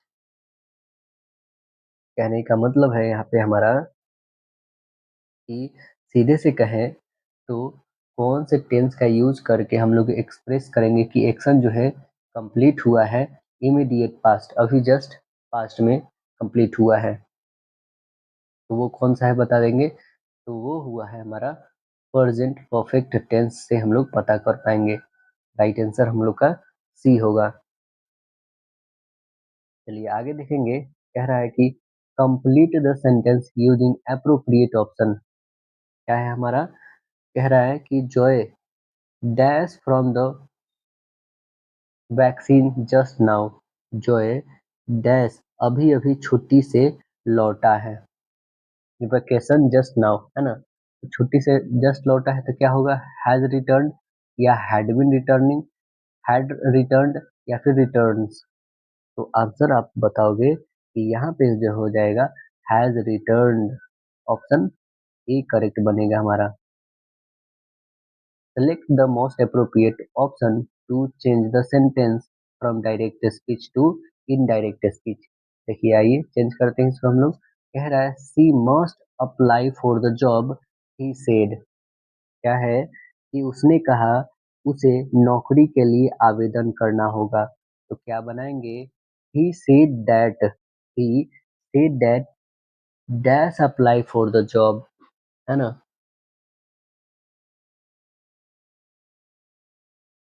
तो क्या होगा यहाँ पे? ही सेड दैट, यहाँ पे होगा he said that she had, होगा she had to apply for the job, यानी ऑप्शन नंबर हम लोग का ए करेक्ट हो जाएगा। देखिए select the most appropriate option to change the sentence from direct speech to indirect। यहाँ भी आ गया। देखिए क्या है question? Hari said the concert ended yesterday। कहने का मतलब है कि हरी ने कहा कंसर्ट कल समाप्त हो गया। तो बनाएंगे क्या? हरी said that the concert dash the dash। क्या होगा इसका आंसर बताइए? तो आंसर बताओगे आप कि हैड इंडेड डैट बिफोर। यहाँ पे हो जाएगा हमारा ended had ended day before, day before. तो आंसर हम लोग का ऑप्शन नंबर बी करेक्ट होगा। आगे देखेंगे, कह रहा है pick out the non finite verb या verbs in the sentence given below. All the teachers have gone to the picnic together. देखिए इसमें हमें क्या करना है? नॉन फाइनाइट वर्ब को चूज करना है। पहले तो जानेंगे इसका मतलब क्या है कि सभी शिक्षक एक साथ पिकनिक पर गए। तो इसमें हमें नॉन फाइनाइट वर्ब्स कौन सा मिल रहा है? आप बता पाओगे कि इसमें नॉन फाइनाइट वर्ब्स है दोस्तों, वो है gone. Option number B correct होगा। देखिए एक और आ गया, pick out the non finite verbs in a given sentence है I had to ask the boy to stop playing. क्या मतलब हुआ इसका? मुझे लड़कों से खेलना बंद करने के लिए कहना पड़ा। मुझे लड़कों से खेलना बंद करने के लिए कहना पड़ा। तो क्या होगा यहाँ पे नॉन फाइनाइट वर्ब्स दोस्त? तो आप बता पाओगे यहाँ पे जो है नॉन फाइनाइट वर्ब्स, यहाँ पे होगा टू स्टॉप और प्लेइंग, दो होंगे इसमें। ऑप्शन नंबर डी करेक्ट होंगे। Identify the passive voice of the given sentence. आइए देख लेते हैं क्या होगा। We accepted good news. We accepted good news होगा क्या? हमें अच्छी खबर की उम्मीद थी। तो क्या बताओगे इसे? बनाओगे क्या कि good news is accepted, good news were accepted, नहीं इसमें वेयर नहीं होगा और इज तो होगा भी नहीं। तो इसमें क्या होगा? Good news was accepted. Option number C correct होंगे हम लोग का। देखिए which punctuation mark is use to express sudden change in feeling और इमोशन। देखिए ये एक क्वेश्चन रहता ही रहता है, पंक्चुएशन मार्क से एक क्वेश्चन रहता है, इसे भी आप VVI कर लो और ये बहुत सिंपल रहेगा, ये मिलेगा ही मिलेगा और बहुत इजीली आप बना दोगे। तो कह रहा है कि सडन चेंज द फीलिंग और इमोशन कौन चेंज करता है? तो आप यही ना, ये वाली जो आई उल्टा होती है इसे कहते हैं हम लोग एक्सक्लामेशन मार्क। ऑप्शन नंबर कौन सा हो जाएगा? राइट आंसर डी कहेंगे। सेमीकोलन होता है, सेमीकोलन इसे कहते हैं। क्वेश्चन मार्क आपको पता है, कॉमा इसे कहते हैं, कॉमा इसे कहते हैं। चलिए आगे देखेंगे, what is the purpose of the comma in a sentence. क्या है पर्पस कॉमा का, ये बताना है आपको एक सेंटेंस में। तो क्या हो जाएगा बताएंगे? देखिए, फर्स्ट ऑफ ऑल ऑप्शन दिया रखा है हमारा, to in the sentence, to set off less important details, to ask a question, to separate items in a list. बताइए क्या होगा यहाँ पे? कहने का मतलब है, पहला दे रखा है कि मतलब वाक्य समाप्त करने के लिए है, दूसरा है कि कम महत्वपूर्ण विवरणों का समूह है, या फिर तीसरा है प्रश्न पूछना। तो ये तो पहले ही काट दीजिए, कॉमा से प्रश्न थोड़ी पूछना है। सूची में जो मद है उसको अलग करना है, तो क्या आना चाहिए हम लोग का आंसर? तो बिल्कुल हाँ, जो सूची में मद है उसको अलग करने के लिए आइटम्स जो है, आंसर डी करेक्ट होंगे हमारा। Fill up the blank with the correct option. क्या है हमारे पास? The sun gives us light dash the day. बताइए क्या होगा यहाँ पे दोस्त? कह रहा है सूरज हमें दिन का प्रकाश डैश देता है। तो आप बता पाओगे ड्यूरिंग। यहाँ पे क्या हो जाएगा दोस्तों? ड्यूरिंग हो जाएगा, है ना, during the day. Option number A correct बनाएंगे। Fill up the blank with the correct option. क्या है हमारे पास क्वेश्चन? क्वेश्चन क्या है? The fruits have fallen dash this tree. कहने का मतलब क्या है कि फल गिर गए डैश यह पेड़। क्या हो जाएंगे? Behind, from, at, with. तो आप बताओगे यहाँ पे होगा from this tree. Right answer option number B correct होगा।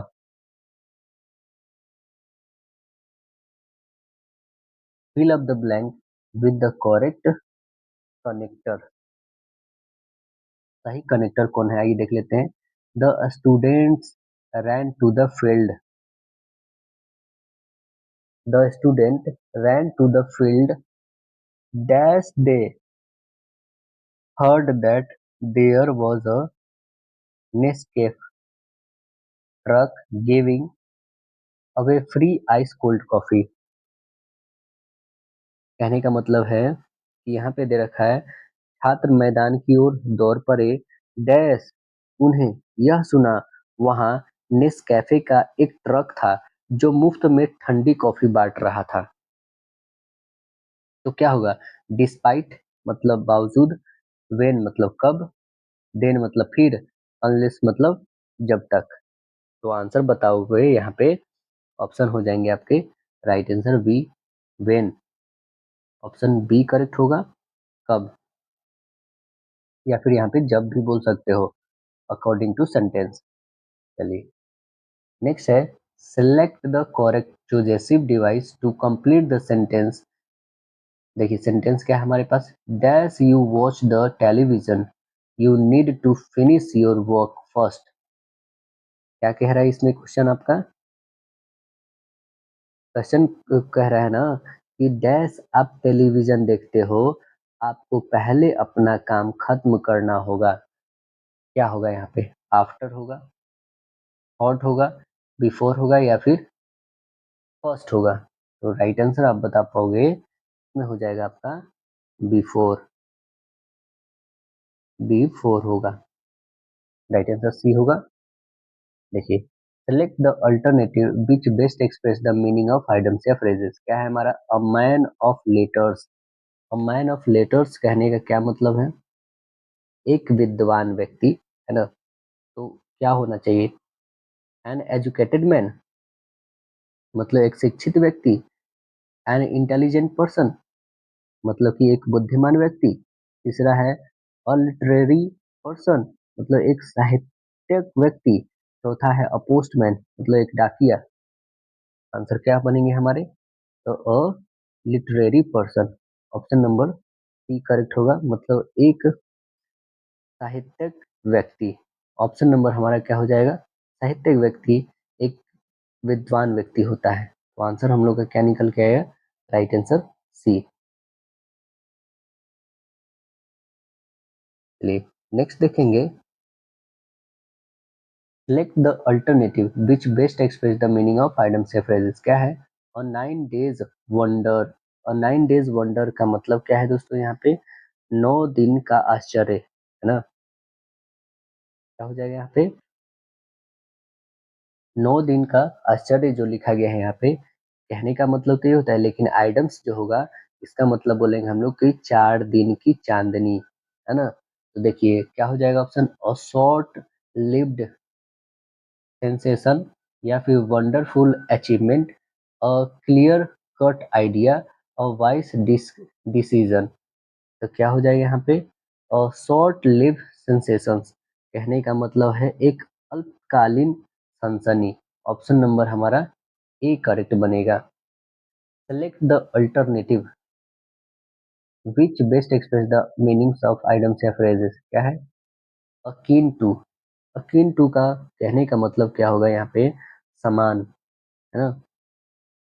क्या हो जाएगा, अकीन टू कहने का मतलब है समान। तो देखिए ऑप्शन क्या है, different from, indifferent from, similar और समथिंग, अटेंशन।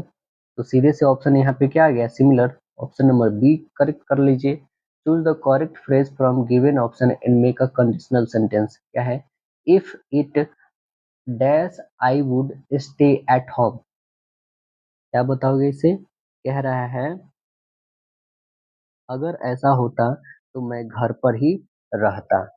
तो क्या हो जाएगा बताइए, आंसर बता पाओगे यहाँ पे, रेंड, है ना? ऑप्शन नंबर ए करेक्ट बताओगे। Choose the correct phrase from given option and make a conditional sentence. Nobody dash you if you dash talking. क्या हो जाएगा यहाँ पे? देखिए कह रहा है ना कि कोई नहीं डैश तुम अगर तुम डैश बात कर रहे हैं। क्या हो जाएगा, will hear stop, will hear stopped, would hear stop या फिर वुड हियर स्टॉप्ड। तो आंसर आप बता पाओगे, यहाँ पे होगा will hear stop. Option number A correct होगा। Nobody will hear you if you stop talking. Answer A correct बताओगे। Fill up the blank with the correct option. Nobody dash me, nobody dash me. क्या होगा यहाँ पे दोस्तों, मुझे कोई dash नहीं। तो आप बताओगे कि मुझे no buddies, nobody likes me. Option number C correct बता पाओगे। देखिए fill up the blank with the correct option. Dancing and singing dash art. बताइए क्या हो जाएगा यहाँ पे, नृत्य और गायन डैश कला है। तो आंसर बता पाओगे, आर आर्ट, है ना? यहाँ पे ऑप्शन नंबर ए करेक्ट बता पाइएगा। नेक्स्ट पार्ट जो आता है हम लोग का पार्ट 6, ये है लॉजिकल एंड एनालिटिकल रीजनिंग। आइए देखते हैं क्या पूछा गया है इसमें। क्वेश्चन कह रहा है आपके, दिए गए प्रश्न को प्रश्नवाचक संख्या पे क्या आने वाला है। भोजन, भूखा, पानी, क्या आएगा बोलिए। तो भोजन भूखा होता है तो प्यासा पानी पीता है। ऑप्शन नंबर ए दिख गया। बताना है इसमें आगे क्या आने वाला है। 100 के बाद 7, 7 के बाद 15, 46, 185, तो आगे क्या आएगा, क्या आना चाहिए दोस्तों। तो देखिए 6 में कितने से गुना किया गया है, 6 में 1 से गुना किया गया और प्लस 1 जोड़ा गया तो 7 आया। 7 में यदि हम लोग 2 से गुना कर दे और प्लस 1 करें तो 15 आएगा। फिर 15 में हम लोग कितना से गुना कर दे, तो कहोगे आप 3 से गुना, फिर इसमें 1 जोड़ दो, फिर इसमें कितने 4 से गुना, फिर इसमें तो 5 से हम लोग गुना करेंगे। 185 में 5 से गुना कर दीजिए तो कितने हो जाएंगे, 925। 925 में 1 तो जोड़ना ही है, 926 देखिए है क्या। Yes, option number C correct होंगे। देखिए पवन जो है दक्षिण की तरफ 40 मीटर किधर जाता है, वो दक्षिण की तरफ 40 मीटर जाता है, फिर दाईं मुड़ जाता है। इधर मुड़ता है दोस्त, तो ये दाईं की तरफ मुड़ जाता है। दाईं बोले तो इधर मुड़ता है और 20 मीटर चलता है। 20 मीटर चला, वह पुनः दाईं ओर मुड़ता है और 40 चलता है, फिर से दाईं मुड़ता है और वो 40 चल जाता है। ठीक है, और बताइए कि वह अपने प्रारंभिक स्थान से कितनी दूरी पर किस दिशा में है। प्रारंभिक स्थान ये था और यहाँ पे ये है, इतना तो कंफर्म है 20। और बोल रहा है कि प्रारंभिक स्थान से कितनी दूरी और किस दिशा में है। प्रारंभिक स्थान से देखोगे तो ये पश्चिम दिशा होगा, कितनी 20। तो पश्चिम और 20 मीटर। ऑप्शन नंबर बी कर बताओगे। देखिए इस क्रम में आगे क्या आना चाहिए? आगे क्या आना चाहिए दोस्तों? देखिए तो क्या आना चाहिए? यहाँ पे पहले हम लोग देखेंगे क्या, तो कैसे सेपरेट वाइज़ बाँटेंगे तभी पता चल पाएगा। पहले तो ये देखो ए, फिर AB, ABC, ABCD आ रहा है, ABCD E तक आ रहा है, ABCDE, F ऐसे हो जाएगा ना? तो हमारा जो आगे आएगा वो क्या आएगा? E आएगा। ऑप्शन नंबर बी करेक्ट हो जाएगा। भाग को अर्थ है जोड़ना, इसका अर्थ है घटाना। भाग का अर्थ जहाँ-जहाँ हो जोड़ दीजिए, भाग का अर्थ जहाँ-जहाँ है जोड़ देंगे, इसको हम लोग घटा देंगे, घटा दीजिए। चलिए 4 और 4 कितने हो जाएँगे हमारे 8 हो जाएँगे, माइनस माइनस रहेगा, 12 में से 4 जाएगा तो 8 रहेगा, प्लस है प्लस डालिए, 15 में से 9 जाएगा तो 6 आएगा। तो ये देखिए प्लस और माइनस तो कट गया, बच गया 6, ऑप्शन नंबर सी ए बच जाएगा। देखिए कह रहा है क्या, कुछ मित्र जो है पिकनिक पर जाने का निर्णय लेते हैं। खाद्य पदार्थ मतलब खाने के लिए सामान जो है 98 रुपए व्यय करते हैं। 98 रुपए वो लोग एक्सपेंस करते हैं, 96 योजना बनाते हैं। हालाँकि उसमें 4 इसके लिए सहमत नहीं होते हैं। कुछ मित्र हैं, सपोज़ कर लेते हैं एक्स मित्र है जिसमें से 4 मित्र जो है सहमत नहीं होते हैं, है ना? जिसके परिणाम स्वरूप शेष में से प्रत्येक को 4 रुपए अतिरिक्त योगदान देना पड़ता है।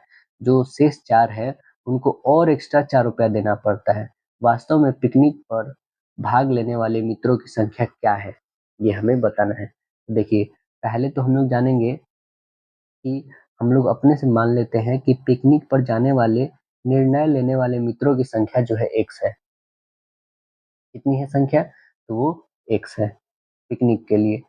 और प्रत्येक मित्र का औसत जो खर्च है वो कितना है? तो ए है, ठीक है? ये नंबर है और ये क्या है? तो एक्सपेंस है, खर्च किया गया है उसका, ठीक? अब देखिए तो एक्सपेंस बराबर हम लोग लिखेंगे जो खर्च किया गया है वो कितना? टोटल 96 रुपया, जिसमें एक्स स्टूडेंट के द्वारा खर्च किया गया है। ये फर्स्ट इक्वेशन ले लो आप, ठीक है? दूसरा कह रहा और पिकनिक में भाग लेने वाले मित्रों का बढ़ा हुआ औसत व्यय जो हो जाएगा वो कितना हो जाएगा? तो ये जो है हमारा खर्च है, खर्च कितना बढ़ जाता है? 4 रुपया बढ़ता है प्रत्येक पर, तो कितना हो जाएगा? ए प्लस 4 होगा और इक्वल में हो जाएगा 96 अपॉन में हो जाएगा एक्स माइनस 4। ये एक्स क्या है? तो एक्स आपको पता है टोटल नंबर, उसमें से 4। तो ये हमारा जो इक्वेशन आएगा ये दूसरा हो जाएगा इक्वेशन। अब देखिए इक्वेशन 2 में से 1 को घटाने पे, 2 में से 1 को घटाइएगा तो क्या निकलेगा आपके पास? तो आप बताओगे ए प्लस 4 में से घटा लेंगे हम लोग ए को, तो कितना आ जाएगा हमारे पास इधर? 96 अपॉन में है आपके पास x minus 4, x minus 4 E minus में आ जाएँगे हमारे पास कितना? 96 अपॉन में है आपके पास x, ठीक है? अब इसे सॉल्व करेंगे तो ये प्लस में है, ये माइनस में, ये तो कट जाएगा हमारे पास। बच क्या गया? तो हमारे पास बच गया ओनली इधर 4 बचा, इक्वल इधर क्या-क्या बचेगा हमारे पास? तो आप बताओगे 96x, यदि एलसीएम ले लेते हैं हम लोग तो 96 अपॉन में रह जाएगा, एलसीएम सीधे ले लेते हैं हम लोग, इसे सॉल्व ही कर लेते हैं। 96x माइनस हो जाएगा 96x और प्लस में हो जाएगा 384, है ना? अपॉन में क्या आ जाएगा? तो अपॉन में आ जाएगा हम लोग का एक्स स्क्वायर और माइनस में हो जाएगा 4x, हो जाएगा। क्रॉस मल्टीपल कर लेंगे हम लोग तो कितने हो जाएंगे? ये तो पहले काट लो आप, 96 और 96 कैंसिल हो जाएंगे तो बच जाएगा 384, यानी 384 अपॉन लिखेंगे हम लोग एक्स स्क्वायर और माइनस हो जाएगा 4x इक्वल 4। क्रॉस मल्टीपल कर लो, क्रॉस मल्टीपल करेंगे हम लोग तो क्या आ जाएगा? ये हो जाएगा 4x स्क्वायर, लिखेंगे 4x स्क्वायर माइनस हो जाएगा 16x और इक्वल हो जाएगा 384। यहाँ से 4 कॉमन कर लोगे तो 4 से काट लोगे तो कितने बच जाएंगे हमारे? एक्स स्क्वायर माइनस यहाँ से 4 घट जाएगा तो 4x और इधर हो जाएगा 4 से काटोगे 4 नंबर 36 और 4 छक्के 24 यानी 96 हो जाएंगे। तो हम लिख लेंगे कि एक्स स्क्वायर माइनस 4x और माइनस 96 इक्वल 0 हो जाएगा, है ना। अब यहाँ पे देखेंगे कि एक्स स्क्वायर माइनस में हो जाएगा 12x और प्लस में होगा आपका 8x, गुणनखंड यहाँ पे बना लेंगे, माइनस में 96 इक्वल 0 हो जाएगा। इसे कॉमन इसमें ले लेते हैं, क्या हो जाएगा इसमें और इसमें देखिए, तो आप x कॉमन कर लोगे, क्या क्या बचेगा, x माइनस 12 और यहाँ पे 8 कॉमन कर लेते हैं तो x minus 12 equal 0, x minus 12 और यहाँ पे बच गया x प्लस 8 इक्वल 0। यानी हम देखेंगे कि एक से आ रहा है हमारा x बराबर 12 और दूसरे से आ रहा है हमारा x इक्वल माइनस 8। आप देख पा रहे हैं एक पॉजिटिव आया, एक हमारा निगेटिव आया। तो निगेटिव क्या नंबर आता है, क्या कैंडिडेट का नंबर निगेटिव में, नहीं, पॉजिटिव में आया। मतलब हमारे जो कैंडिडेट जो टोटल थे वो कितने थे, 12 कैंडिडेट थे। तो ऑप्शन देखेंगे 12 है क्या ऑप्शन में, यस। तो वो वास्तव में पिकनिक में भाग लेने वाले मित्रों की संख्या आपको बता देनी है, कितने हो जाएंगे वो, तो हो जाएंगे, क्योंकि 4 तो उसमें से घट गए थे तो 12 में से 4 घटा दोगे तो 8, ऑप्शन नंबर ए करेक्ट हो जाएंगे। देखिए क्योंकि 4 चले गए तभी तो 4 रुपया एक्स्ट्रा बढ़ रहा था उन लोगों पर। नीचे दिए गए चित्र में वॉट की जगह पे क्या आएगा, इस पे यहाँ पे क्या आएगा, कैसे सॉल्व किया गया है, देखिए 42, 42 को 6 से डिवाइड करोगे तो 7 आएगा, वैसे ही 15 को 3 से डिवाइड करोगे तो 5 आएगा। तो 7 में से 5 घटा दोगे तो 2 आ जाएगा। ऐसे ही करो, इससे इसको डिवाइड करो तो कितना आ जाएगा 4, इससे इसको डिवाइड करोगे तो 3, तो 4 में से 3 घटा दोगे तो 1 आएगा। और 1 जो है ये कौन से ऑप्शन में है, डी में, राइट आंसर डी बनेगा।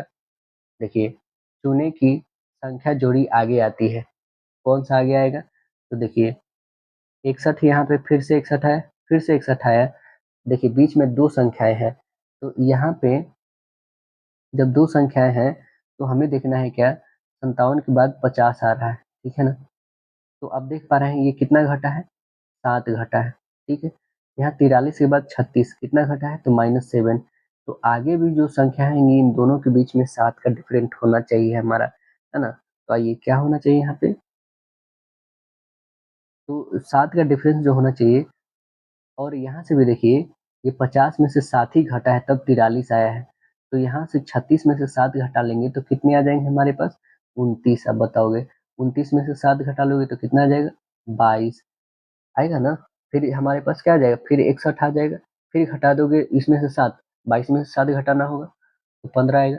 तो हमें तो यही चाहिए 29 और 22 वाला। देखिए 29 और 22 वाला कौन सा है ऑप्शन, 29 22 ए नहीं है, ये भी नहीं है, ये भी नहीं है, बस एक ही ऑप्शन है, वो है ऑप्शन नंबर बी करेक्ट। देखिए कह रहा है रमन एक कक्षा में ऊपर से 16वां है, एक कक्षा मान लीजिए ऊपर से 16वां है और नीचे से 47वां है, नीचे से वो 47वां है स्थान पर है, तो कक्षा में कितने छात्र हैं, पहले तो दोनों को जोड़ लो, 47 और 16 कितने हो जाएंगे, तो आप बताओगे कि ये टोटल हो जाएंगे 63। अब एक ही व्यक्ति को 2 बार काउंट किया गया है तो एक इसमें से घटा लो तो कितने हो जाएंगे 62। ऑप्शन में है क्या, यस, ऑप्शन नंबर आपका ए करेक्ट है। देखिए लास्ट क्वेश्चन हम लोग का ये दिया गया है कि एक प्रमुख निजी कंपनी में प्रबंधक के पद के लिए योग्यताएं जो निम्नलिखित है कि कम से कम 60% अंक के साथ एमबीए डिग्री धारण हो, 1/1/2016 को 24 वर्ष से कम और 30 वर्ष से अधिक होना चाहिए, चयन परीक्षा में कम से कम 65% अंक के साथ उत्तीर्ण हो, 25,000 जमा राशि भुगतान करने के लिए तैयार हो जो 1 वर्ष के बाद वापसी योग्य हो। हालांकि यदि कोई उम्मीदवार उपयुक्त मापदंडों को पूरा करता है सिवाय ऊपर क के, लेकिन 65% अंक के साथ जो एमकॉम डिग्री धारक है तो मामला कंपनी के वाइस प्रेसिडेंट के पास भेजा जाएगा। और ऊपर में घ में दिया है कि लेकिन 2 साल का अनुभव है तो मामला कंपनी के महाप्रबंधक को भेजा जा सकता है। प्रश्न है, प्रदीप 28 साल का लड़का है और उसने 75% अंक के साथ एमबीए किया है, तो उन्होंने सिलेक्शन टेस्ट में 70% स्कोर किया है और कंपनी को 25,000 नकद दे सकते हैं। तो ये कैसा कंडीशन हो गया दोस्तों? तो ये जो कंडीशन हो गया कि हमें क्या-क्या चाहिए था? तो ये एमबीए भी है, ठीक है? एमबीए भी किए हुए हैं, ठीक है? और जैसे कि शर्त था कि 60% चाहिए, ये तो 75 लेके आए हैं, ये भी ठीक है। उम्र जैसे कि 24 से 30 चाहिए तो 28 है, ये भी ठीक है इनका। और और क्या है? तो और था चयन परीक्षा 65% चाहिए, इन्होंने 70 लाया है, ये भी बहुत अच्छा है। और 25,000 देना है, ये 25,000 भी देने के लिए तैयार है। मतलब कि यदि उम्मीदवार का चयन किया जाना है ना? तो आंसर ए बता दीजिएगा। तो आशा है दोस्तों वीडियो पसंद आया होगा। फिर मिलते हैं नेक्स्ट सेशन में, जब तक के लिए धन्यवाद।